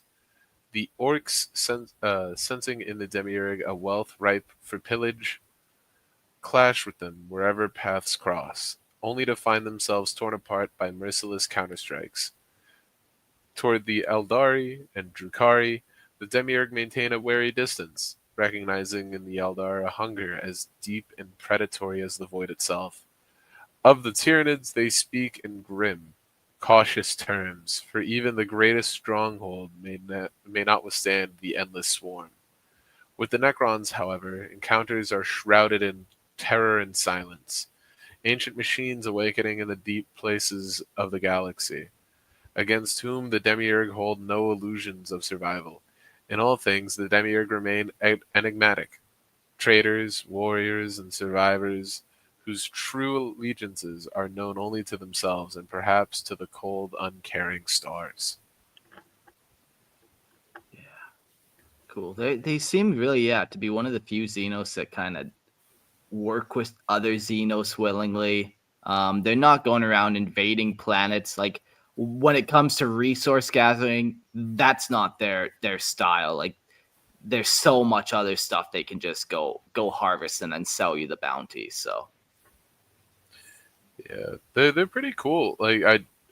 Generally speaking, they don't the fact that they actually like understand how horrible the Necron are, rather than everybody else is like, we could fight them. You give us the opportunity, we could get them. we'll get them. We will because we're humanity, but Yeah. I have faith. yeah, Faith it's and not hate. faith. Yeah, faith and hate. There we go. Yeah. But the Demiurg are all right for filthy backward savages. Yeah, so now we get to the canon conflicts of what the fuck are they actually. So let me take you down a little journey before we open up your guys' thoughts. So once upon a time in the 40k times, we had the squats, and eventually around second, third edition, whatever, they were squatted. They were done away with. And then, probably around third, fourth edition, the Demiurg popped up. And the squats, they are abhumans. They are human, like they are the genetic line of humans just on gravity high, dense worlds. They shrink down, they condense. They also did some genetic modification to like allow themselves to live on those types of planets. But yeah, then around third and fourth, you get the Demiurg that came out, and they were full-on minor Xenos that kind of allied with the Tau. And this, I think, was their kind of attempt to do another squat kind of concept. Like, this is take two. The first time didn't work. Let's see if this hits a little better. And I don't think it didn't hit well. I think most people liked it. I just don't think they really had anything to do with it, anywhere to go with it. And then out came the Leagues of Votan. And then they're like, okay, so how do we backstep? Do we canon? What do we do with these guys here? Like, because this is all kind of the same genetic legacy, or not genetic legacy, but the same kind of idea legacy of Squat to Demiurg and then to Votan. So the final piece of the puzzle that I separate here for just distinction. Yeah, we could call them the Leagues of Votan for sure. We could call them just some minor Xenos, but I think they're so far away from abhumans and Votan now genetically that most humans wouldn't consider them humanoids or abhumans, you know? And I say this because when we look at artwork, they're almost like rock people. Like they have very crevassy, rocky features in their artwork. And that it's almost like the Votan, did they genetically modify themselves to be a little more stony? Maybe instead of doing gravity mining on a planet, maybe they're doing asteroid mining. So they want to have this thicker skin. But I think they just took it too far where, like when you look at them, you don't see short humans. You see like a rock human. Like the Thing almost would be the good skin texture. Say with me now. Say with me Oh. now. Rock and Stone! Stone. So that's kind of my thought and on all that. Like we've had this kind of idea of what are the dwarves in 40k. We've seen a couple different representations, and ultimately they tried to blend them all, and you kind of get some weird little things happening. But also, you can make it work still. I mean, here's another. Go on. Go ahead, Jack. Go ahead. I got a long tangent, so go ahead. Okay. I could fully believe that the squat are like realistically just split off mutations, right? Because at least the Leagues of Votan, they have home planets, they have stuff like that. So far from what we're seeing, the Demiurg are all in space. So realistically, you're sitting in a spaceship for all your life, and you have like these clone mutate, like you're cloning over and over and over again, and suddenly, this astral radiation's hitting you constantly. Something's gotta go wrong, and you turn into Rock Boy, and you And start now throwing if you rocks. don't lotion your skin, Yeah, it's a bad day. It Well, like, cracks. I want to see what they look like underneath. I feel like we should grab them and we should rip them apart while they're still alive. It gets the radiation on its skin, or else it gets the nids again. Yes. Oh my We god. we don't have like a lot of official artwork or minis, but I am gonna pull up some stuff here. Gerald, you make all the good references. I'm gonna steal them from you at some point. I promise. You're more than welcome to, because I'm pretty sure I've stolen several anyways. While Mark is showing us these lovely, interesting artwork of Demiurg squats, about them being squatted from what's second edition or second edition. Apparently, they actually made a comeback in the Necromunda game. Their lore is fleshed out more in by I think it's like the rule book for the game. Arbiter Ian, he's a really good lore tuber himself. Not as good as Lorehammer, of course, but he talks about the squats on Necromunda, how they made a comeback, and you actually do see quite a few squat models resurface as Quite a few. Forge World resin, but like they Bounty actually Hunter resurface. heroes. Mm-hmm. So they do come back and have some kind of background significance, despite what the original second edition did to them. Is Necromunda lore accurate? It is a connected side game set in 40K, but it is a instead of like these giant army battles, it's treated more like a gang warfare, almost kill team kind of in scale. So, Correct me if I'm wrong, Mark, but I think that was the general vibe of it. Yeah. So it's kind of like that one Dwemer that's alive in is it not Oblivion, Morrowind? The one Dwemer that's alive in Morrowind that you can go talk to and he tells you about his past? Or is it like they actually have like a story there? As far as the resurface squats, I think they have like some kind of back story. And the different heroes have like some connections to different houses or different leagues or different kin across Necromunda itself. Okay. So yeah. So that's kind of interesting that we're talking about the Demiurg and the squats, and we thought that all just kind of got molded into the Leagues of Votan, but here Necromunda squats making a comeback, so why not Demiurg? So what do we make of this? Or why not Demiurg? Why not just make them another Tau sub-faction like Kroot or Vespids or, others? Well, because they can't be mind controlled. you shut up over there. It's pheromonal. They do it because they find ethereal sexy. I find them sexy too, but you don't see me going, oh, they're so right. They know all about war. They don't know anything. They're cowards. We're sorry, We're sorry, you're too strong-willed to be part of our discount covenant. Yeah, exactly. Like they have noticed that, and I think it'd be cool if the Demiurg were like, oh, those filthy nids. Ugh, we gotta wipe them out. They killed us, instead of the fear. But at the same time, I get the fear. I don't know. I think it'd be cool if they had the best of both worlds. Get a reference there. Yeah, nice. Classic. Thank you. Yeah, no sisters, hopefully. Just all fan yourself. Yeah.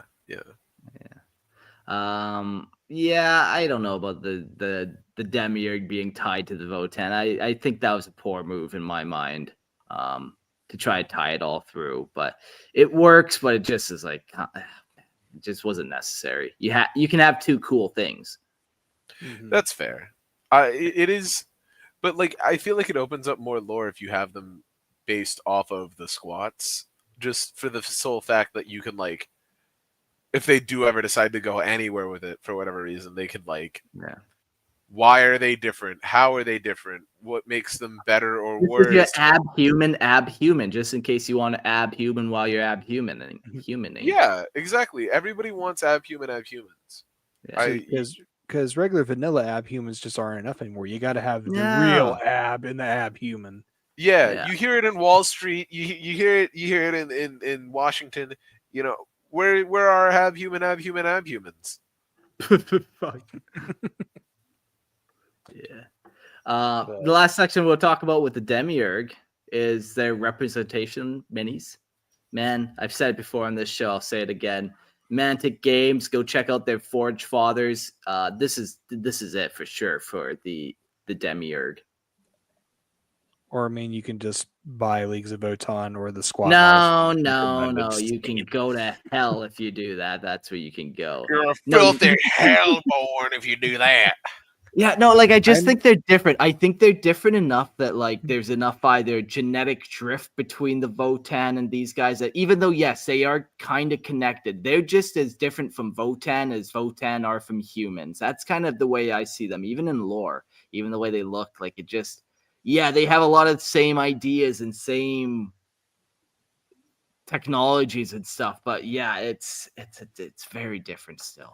Yeah, they're just so gross and hairy and short. I agree. So different. Yeah. Purge them.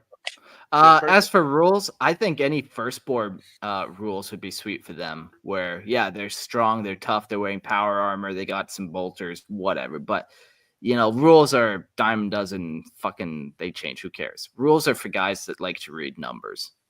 Yeah, I mean, you can make them move slower and like just they're faster and they also have like more melee attacks, but that would be like the only changes I would make if you're gonna do that. Sure. Yeah. All right. Well, let's move on to the last Xenos of this episode. The Demiurg, very cool, love them, but adios for now. Yeah, we're gonna build a wall. We're gonna make the Demiurg pay for it. Yeah, and they won't be allowed in. We'll talk about the Enoulians. So the Enoulians sound interesting. This is kind of proofreading here. All right, the Enoulians are a strange and spiteful race of thin, pale Xenos who haunt the shadowed edges of Imperial space. Though their bodies appear fragile, these beings possess a lethal efficiency born of desperation and enduring hatred. All right, these are starting to sound interesting. They are mercenaries, raiders, and assassins, drifting in the service of renegades and heretics alike, driven always by an ancient and implacable loathing for the Imperium of Man. Once a minor curiosity recorded by the first explorers of the Calixis sector, the Enoulians have grown into a rising threat, appearing in greater numbers and allying themselves with even more dangerous foes. To the Imperium scholars and hunters, the Enoulians are a species teetering on the brink of damnation. Their obsession with seemingly worthless relics, their strange rituals of service, and their increasing presence alongside the damned hosts of chaos has marked them for annihilation. Yet, like so many minor Xenos breeds before them, they prove difficult to root out entirely. Hiding in the dark spaces beyond charted stars, nursing their hatred like a slow-burning fire. I really like how they look. Like it kind of reminds me of like a or just even how they are. It reminds me of like pagan ideologies. Yeah. They're very they got these old relics and like ideologies from the age old times. Yeah. There's a little bit in here where they are like strangely spellbound by Imperial eagles, where they just like look at them and they're like, yeah, okay, let's just look at this for the rest of our life. I just want to hold this. Really? Okay. So why do they hate us so much? Well, no, I think we hate them and they just want our things. I guess. Oh, hate us because they ain't us. Yes, yes. Yeah, we got a cool little piece of artwork here that I pulled up for the Enoulians, but in case you're not looking, here's a little bit about their appearance. That was such an excellent segue, and I wasn't ready for it. Small and wiry, the Enoulians stand little taller than a juvenile human. Their smooth, pale yellow skin lending them an almost ghost-like appearance in the dim light. Deceptively fragile in form, they possess an uncanny agility and resilience, with nearly frictionless bodies that allow them to twist, slip, and strike with horrifying precision. Their featureless faces, with only slits for mouths and a nose, and great pupilled eyes, evoke unease in all who gaze upon them.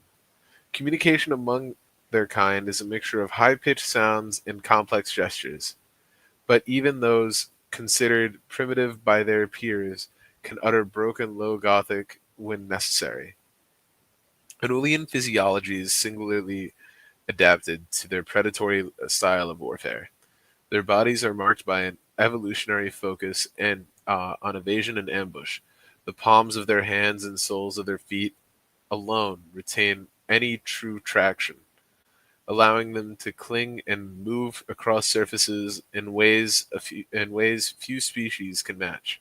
In melee, their fluid motion and deadly whisper lines, their razor-thin melee weapons, turn them into whirling killers near impossible to contain or predict in the chaos of close battle or close combat. I just have to ask, do you think who would win in a fight, 100 humans or one Enoulian? It's like fighting children. It's just like it comes down to that man's willpower. You only lose if you stop kicking. That's fair. Yeah. And those filthy Enoulians won't know what hit them. Yeah. They're kind of interesting. I don't know how much stock you could put into this concept, but their hands and soles of their feet alone retain any true traction. I don't think I would take that as far as like Spider-Man, where he's like walking up walls and stuff, But also maybe that would be kind of cool. These like short kind of ambush predators are always crawling on ceilings and stuff and jumping down and biting your ears. Fuck. Especially since they're supposed to be like, I feel like you're supposed to get like that what's it called? The fear of something that's almost human but not human. Oh, yeah. Uncanny Valley. Yeah, that one. They're supposed to look like kids, and they kind of have like a Native American vibe to their at least like clothing that we see. Yeah. It's just they're skinwalkery, Yeah. and I vibe with it. Their powers and Y'all ever- ability. Oh, what was that, Joe? I was gonna say, y'all ever actually see the skinwalker or suspected skinwalker videos on like a TikTok or Instagram? Yeah. Weird I stuff. love watching those at like 2 a.m, just freaking me the fuck out. Yeah, and then Weird you get the stuff. hair on the back of your neck standing up because it's like it's just scary enough to be real, Yikes. Mhm. just like Obama. Yeah. Oh my god. Powers and abilities. In combat, the Enoulians favor deception and overwhelming force, striking from the shadows before melting away like smoke. Their shard weapons, sleek firearms that launch crystalline projectiles capable of piercing armor, are prized for their silent lethality. When forced into hand-to-hand battle, Enoulians become terrifying sight, using their near frictionless bodies to glide across the foes and overwhelm them with a flurry of impossibly quick, coordinated attacks. Beyond raw physical prowess, the Enoulians exhibit an unnatural ability to predict and exploit enemy weaknesses. Attacking in packs with eerie synchronicity, their minds seemed attuned to sudden violence, slipping easily from calculated calm to bloodthirsty frenzy, especially in the presence of Imperial iconography. Some among the Ordo Xenos theorized darker abilities slumber within their race, gifts not yet fully understood or fully unleashed. Neat. Are we? How recently have we seen these? Like, have they been? Yeah, I feel like they're a big part of like fuck. What is like the Abram Gaunt, or what's the other guy? The other famous guard books.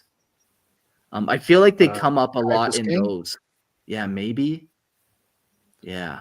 We just got to get rid of them. I think. Yeah, either way, I don't care where they come from. I know where they're going. Yeah, where they were into the Right ocean, now. which is Yeah. the warp. Yes. Also, not entirely. Also, I like when you look them up and you went to images. One of the first results was our video right now. Yeah, that's funny. I was wrong. This one source is Dark Heresy, Creatures of the Anathema. So, Dark Heresy stuff. But I wouldn't say that you're The wrong. I'd say that Calexis you're right. sector. That's what I was kind of thinking of. The Calexis sector is like one of those highly developed ones where it's like the Ghoul stars or the Halo stars. But yeah, this could definitely get its own episode for sure. Oh, Look at all these different little things. yeah, very nice. I like that ad for that family. Yeah, very nice looking family. Yeah, they had a great looking time. And oh wait, it's not my turn. Oh, never mind. I was gonna segue so good. All right. Well, you were asking about where they are now, so here's a good way to talk about that. So, the Enoulians were first recorded during the grim early conquest of the Calixis sector, a minor Xenos presence swiftly scattered or destroyed by the relentless advance of humanity. Yet in the forgotten corners of the world, they endured, brooding over their defeat and awaiting the moment to strike. Originating perhaps in the haunted expanse of the Halo stars, their emergence from isolation was neither accidental nor benign. It was a slow, deliberate run fueled by a festering hatred. Now their numbers rise and their boldness grows. Where once they were rare, isolated raiders, the Enoulians now appear in organized war bands fighting alongside chaos cults, heretics, and pirates. Their once shattered race seemed to find grim purpose in the service of the arch enemy, and whispers abound among the Inquisition that the Enoulians, in their thirst for vengeance, are sliding inexorably into the jaws of damnation. And since I've been going on this whole discount covenant tangent, I'm getting like the image of like cracked out grunts with a strong hatred for humanity. Very nice. I like it. Yeah. Okay. Okay. I think these guys have the same capitalists as like Diddy. That's all baby oil, and that's why they're so lubricated. Yes. So slippery. So Yes. they're Same parties as Diddy. same And their party. children looking too small. So like. Oh my god, no! Oh no, those poor Enoulians. You hate to see it. You hate to see it. Hate to They're see being it. Well, no, brutal. actually, I love to see it when it's a Xenos. Yeah. Well, Fuck them. I mean, don't fuck them. That's heresy. Tell me about the homeworld and galactic geography of these bad boys. Another tick box in our damnation towards Slanesh. Here we go. Yeah, One more notch. bingo. Yeah, and they just got to go home, really, to their homeworld and galactic geography. The Enoulians' origins remain shrouded in mystery, though scholars suspect they hail from the fringes of the Calixis sector, possibly from the uncharted regions beyond the Halo stars. Their homeworld is thought to be a harsh, barren planet, one that could explain their highly adaptive and resourceful nature. This world, if it exists, likely sits on the border of the known galaxy, isolated from the greater galactic powers. The Enoulians' deep hatred for the Imperium, coupled with their elusive nature, suggests a history of isolation, possibly from prior encounters with humanity's expansion. They are often encountered in the Malefian subsector, with their presence concentrated around remote systems and asteroid fields. As such, the Enoulians have become notorious in the more lawless parts of the galaxy, where they can move undetected and strike without warning, knowing the perfect time and place to strike. Their military operations and mercenary activities further suggests that they have established a network of hidden bases or colonies across various worlds in the Calixus sector. Though not territorial in the conventional sense, the Enoulians show a penchant for occupying asteroid belts, forgotten ruins, and the dark corners of space where few venture. These outposts serve as launch points for their sporadic raids and mercenary contracts, where they often form temporary alliances with other criminal or heretical groups. The Enoulians' ability to operate far from the prying eyes of the Imperium, coupled with their preference for secrecy and their unpredictable nature, allows them to remain an enigma in galactic affairs. As their influence grows, particularly among Chaos-aligned forces, the Enoulians may become an even more insidious threat to the Imperium and other galactic powers. Honestly, I like the more I read, the more we've been reading about them, the more I'm like, there's no way the Imperium did this. And even if they did, maybe it was like 30K, not really 40K, because we don't know anything about them. But it's like, what did old humanity do? Yeah, what did they do to piss them off so much? Yeah, it's not like they were genocided in the Great Crusade. And like, fuck, it's like... Yeah, like we would know about them being genocided in the Great Crusade. Oh wait, no, 'cause we know love what talking about it. what humanity did. In M2, the Enoulians attended a Diddy party. Oh no! Yeah, went sideways. Oh. Yeah. Oh no. Oh no! Yeah. They got stuck on Epstein's island. They did. Oh no. No! It'll happen to the best Xenos, so it'll happen to the worst Xenos. Mm. Okay, cultures and beliefs. Enoulian culture remains a dark mystery defined by ritualistic collections of seemingly worthless relics, a ferocious loyalty to these baubles that defy rational understanding. Fossilized remains, shattered metal fragments, and scraps of ancient debris are more precious to them than any imperial throne or trophy. What deeper significance these relics hold, whether cultural, spiritual, or something darker, remains a troubling unknown to Imperial scholars. Their hatred for the Imperium is not a matter of strategy or survival. It is a sacred drive, an unquenchable rage that burned into the heart of their society.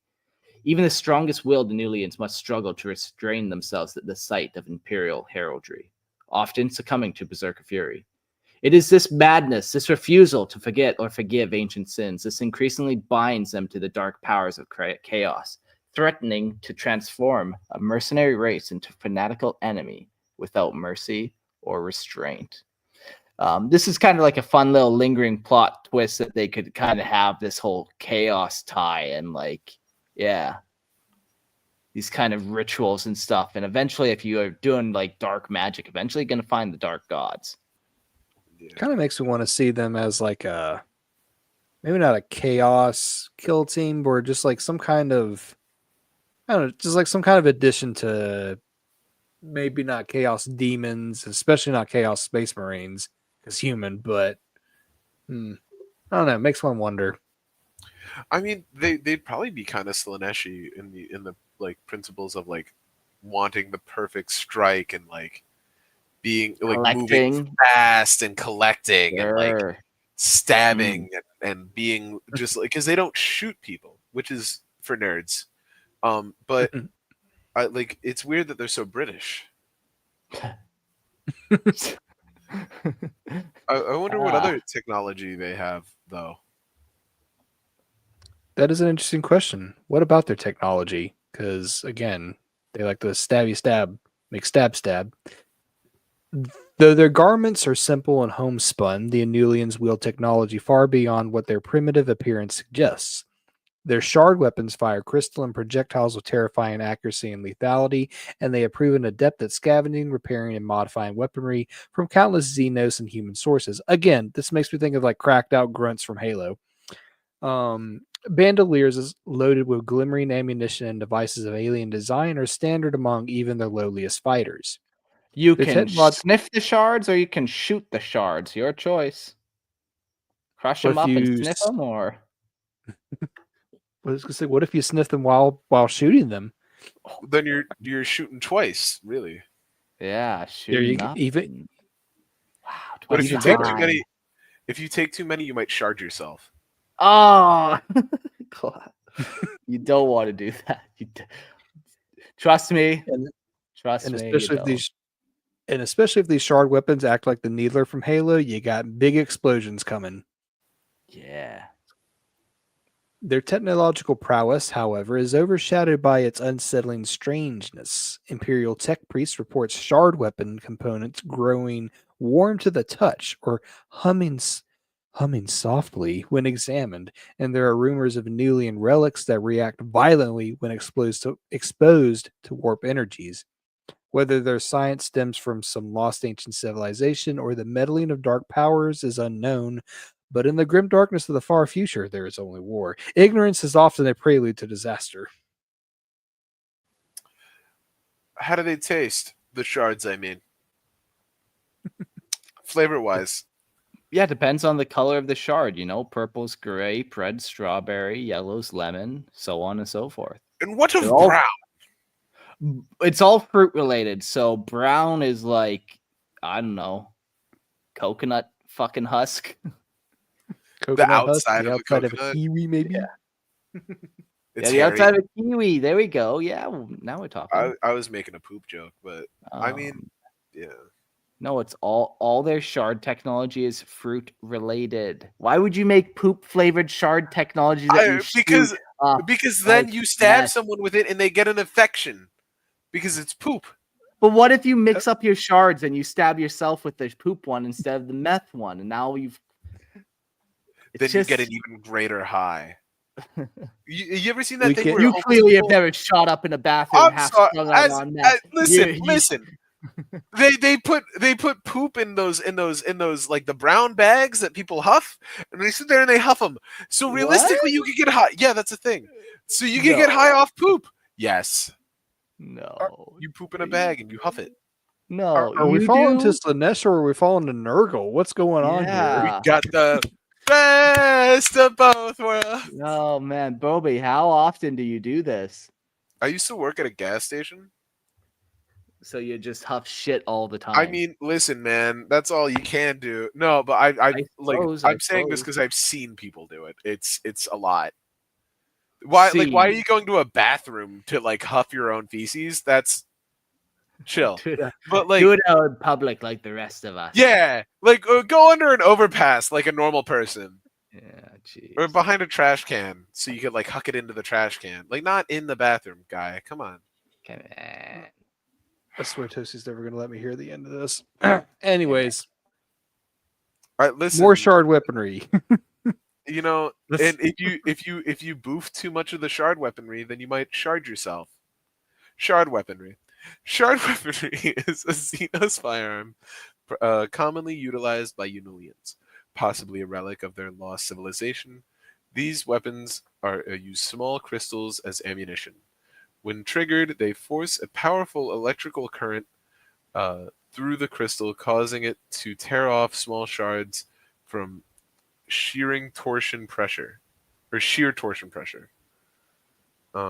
Ejected at great velocities, the shards can rip open armor and tear into flesh with ease. The crystals can be interchangeably between shard weaponry variants, reducing logistics demand and reload time. The Whisper Lance. Clever. Thank you.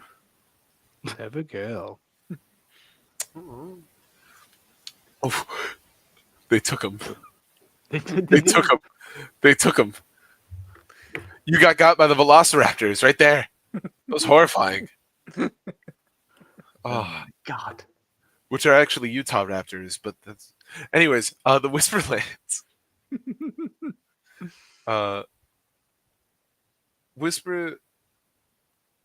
Whisper lances are a metric long corded weapon used by the Xenos Enoulians with a nearly monomolecular edge.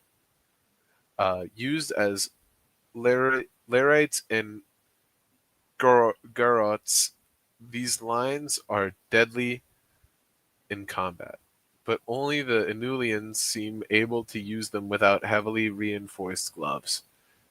Likely from the natural oil secretions that render the majority of their bodies nearly frictionless. Fuck, that's so funny. These fucking like slimy, They're fucking greasy. greasy guys are like resistant to this like thread of monomolecular filament that they use to strangle you. Like they're like, haha, too greasy. Oh, greased up. Greased Yeah. up. Slipped And up, imagine, slipped like- right out of that one. Oh, and like imagine you try and like push it off and you can't because it's all greasy, and you're like, Ah. and you just kind of want to die Ah. faster because you're all greased up. Yeah. You're Fucking all, drop it. maybe they're the Diddy partiers. Maybe we'll find Maybe- out. Yeah, I'm maybe sure. maybe the real Diddy partiers were the Enoulians we met along the way. Maybe, my friend. We'll keep our eye out. We will. Yeah. I know it's a good joke when Gerald rubs his temples. Oh, I know. I love doing that to people where they're like that flash of regret crosses their face. They're like, "Why are we friends?" with this guy again?" It's almost all of my jokes with Gerald, and he loves them all equally. Yeah. Mine are mostly sexual with Gerald, but I also- started sexual with Gerald. I started worshiping Gerald, and Gerald didn't take kindly to it. It's a shame that he likes women. We could have our way, one way or another. Yeah, just That sounded bad. I retract that statement, Gerald. Get in Consent line. is important. Consent is important. Get in Yeah. line. Ah, I don't have a higher place. like the military line. Is that how you Yeah, say that? Close Sure, enough. let's go with that Close and please move on. Enoulians force are typically led by experienced warlords or mercenary commanders and frequently operate as hired guns in the service of criminal syndicates, heretical factions, or other Xenos species with whom they share mutual interest. They lack their standard currency system, complicates their recruitment process, their lack of, as they demand strange and seemingly meaningless items as payment, adding an air of unpredictability to their services. However, once they accept a contract, their loyalty to the cause becomes absolute, and they fight with fanatical determination. Despite their often alien motivations and seemingly inscrutable nature, the Enoulians are a force to be reckoned with, as their highly effective guerrilla tactics and deadly efficiency makes them dangerous in any engagement. Their growing presence alongside the Chaos Forces and other heretical factions points to an ominous future where the Enoulians could become a significant threat. Yeah, fun. What a These bunch guys of are- weird little collectors. Yeah, they're nerds. Fucking weird. Yeah. Somebody Like, should oh, kill- look at this piece of string I found. I'm so oily, so I can hold it. That's my new best friend. Fuck them. Yeah, Fucking man. genocide them. Yeah, kill them all. I'm from random planet in the Imperium #2, and I say kill them all. I'm doing my part. I did jack shit. I didn't do shit. Oh. Oh, it's a classic. Oh man, but you know who else is doing their part? The Enoulians and their galactic relations. Because let me tell you, These segues are doing their part, I'll tell you. Yeah, I really Yes. segued my way. They segued their way into my heart. the Enoulians harbor a deep instinctive hatred for the Imperium man. So hey, humanity hates the Enoulians hate the humanity. It's a win-win. Attacking its forces whenever possible and refusing to serve any Imperial master. Their growing desperation and rage have driven many of their kind into the service of chaos, fighting alongside heretics and cultists with an alarming fervor. Though some scholars fear they are being manipulated into a darker fate. They view the Eldar with suspicion and occasional awe, recognizing them as an ancient and powerful, but utterly alien. Dealings are rare and fraught with mistrust. Toward the Dark Eldar, the Enoulians are openly hostile, seeing in them predators even more dangerous than the Imperium, and avoiding them unless forced into violent confrontation. Orks are treated as mindless beasts. Enoulian warbands either ambush them from afar or retreat entirely, unwilling to waste lives in brutal melee. Necrons terrify the Enoulians more than any other race. Encounters are few, but when faced with deathless legions, most Enoulians choose flight over battle. Tyranids are met with a cold pragmatism. If overrun, they fight fiercely, but if given any chance to escape a Hive Fleet's attention, they do so without hesitation. The Tau, for their part, are regarded with curiosity, but not friendship. Not friendship. These Tau to these Enoulians, they're not good people. Not good people. Some minor interactions have occurred, mainly through black market arms deals or indirect cooperation, but the Enoulians remain too chaotic and hateful to fully embrace the Tau's idea of unity for the greater good. These Enoulians hate Taus, and maybe we have a little more in common than we thought initially. Let our hate not only drive us, but also bind us. Exactly. Also, Mhm. I think it's, if there's one thing 40K was missing, it was large quantities of child soldiers.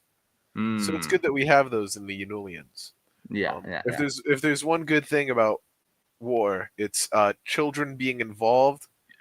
Not only Yeah, as no, they're great at it. as warriors, yeah, and children It's yearn for short. the mines. They're short. Yeah. They're Hard to hit. fast. They're covered in baby oil for whatever reason. No one wants to shoot a kid, so that's pretty you don't need to give them bulletproof vests anymore. Exactly, and you fuel them up with some old Rambo movies, and they're in. Send them on their way. Yeah, that's how you train an army of Enoulians right there.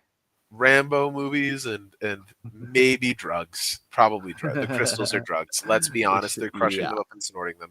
Yeah. So one of my wildest fucking encounters with a 40K player was I met him off Reddit. I put a Reddit post. I'm like, hey, looking to build my 40K group out. So this guy shows up, and that was your first mistake, Mark. I make many mistakes, man. So he shows up, actually an okay guy. Kind of almost seems like he's weathered. Let's put it that way. He looks older than he should be. He's a little worn. His army, though, he was playing Eldar, and on the bases, he had these awesome crystals. And then the Eldar were painted so crazy, like such bright, crazy colors. And everything was just like, to look at was just like crystals everywhere. And he was telling me about how, they like these crystals on their home world. They're super valuable to them. They'll do anything to get these crystals. And it was only later at the end of this friendship that I find out that guy was doing crystal meth. So, but he had an army themed for it. So I'm like, fucking tight. At least he knows what he likes. Crystal meth themed army? Fuck yeah. This guy's great. Yeah. This guy's great. I thought so too. And it was too bad because I honestly only put these connections together months after I had stopped hanging out with him. He was one of those guys who came into my life and faded just as quick, and I never seen or heard from him again like a ghost. But I always, because of the meth, he's probably dead in a ditch because of the meth. Yeah. Or fully recovering, but he needed to cut everyone else off. It's the meth. The meth did. Yeah. It's shocking that he had money for meth and 40K.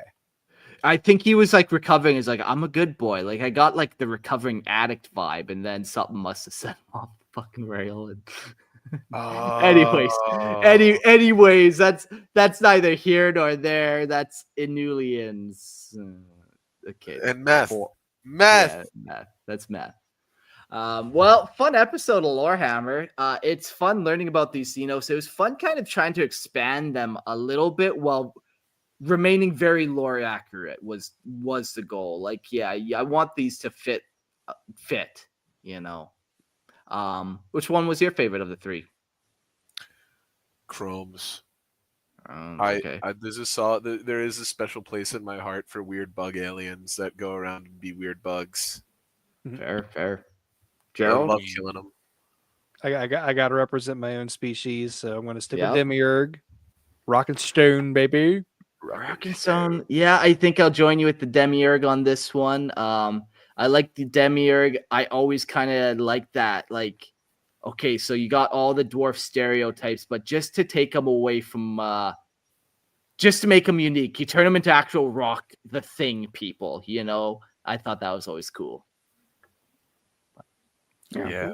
And they scream clobbering time. It's clobbering time. Yeah, man, for sure. It's clobbering time. For sure, absolutely. Well, that's that episode. We didn't really. I didn't find any good examples of miniatures for these guys for the Enoulians, so I didn't really mention it. But if you have anything, definitely send me some pics. I would love to kind of see what people come up with for the Enoulians. But yeah, let's do some end notes. Listener lore, Lorehammer listener lore. We're still doing homebrew lore reading, so submit your lore, come read it, go listen to the show, all that kind of stuff.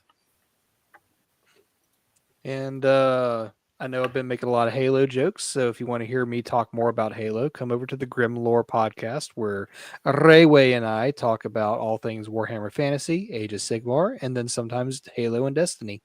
So there you go. There's your segue. Nice. And Booby Jack, where can people find you? In my home, my address is none of your business. No solicitors. You were this close. I was gonna say it for the bit. If you do want to send me money, I will give you my Zelle as long as you message me on Discord. I will allow you to send me money. That's nice of you. You are very kind. Yeah, I also will allow people to do that with me, but on Patreon. Yeah. So, but Either way. not like in a legally tracking way though. Because No. it will not be taxed. Because No, tax just like your standard tax evasion. yeah Scenario. Yeah. taxes are evil. Yeah. Well, thanks to everyone who helps Yeah. support us evade the government and taxes. Every dollar you give us is a dollar the government doesn't get. I guarantee you. You give me money, I won't let the government fucking touch it. Yeah. Fuck them. All And right. neither Well, will that's you. Warhammer. The next episode, I think we are doing. Oh man, it's Crude. We got Crude in it. We got a couple of other ones. It's gonna be a great episode. Super hyped. Yeah, we'll see you all there. Jizz Adios, everyone. hands. Jizz hands. Jizzy hands.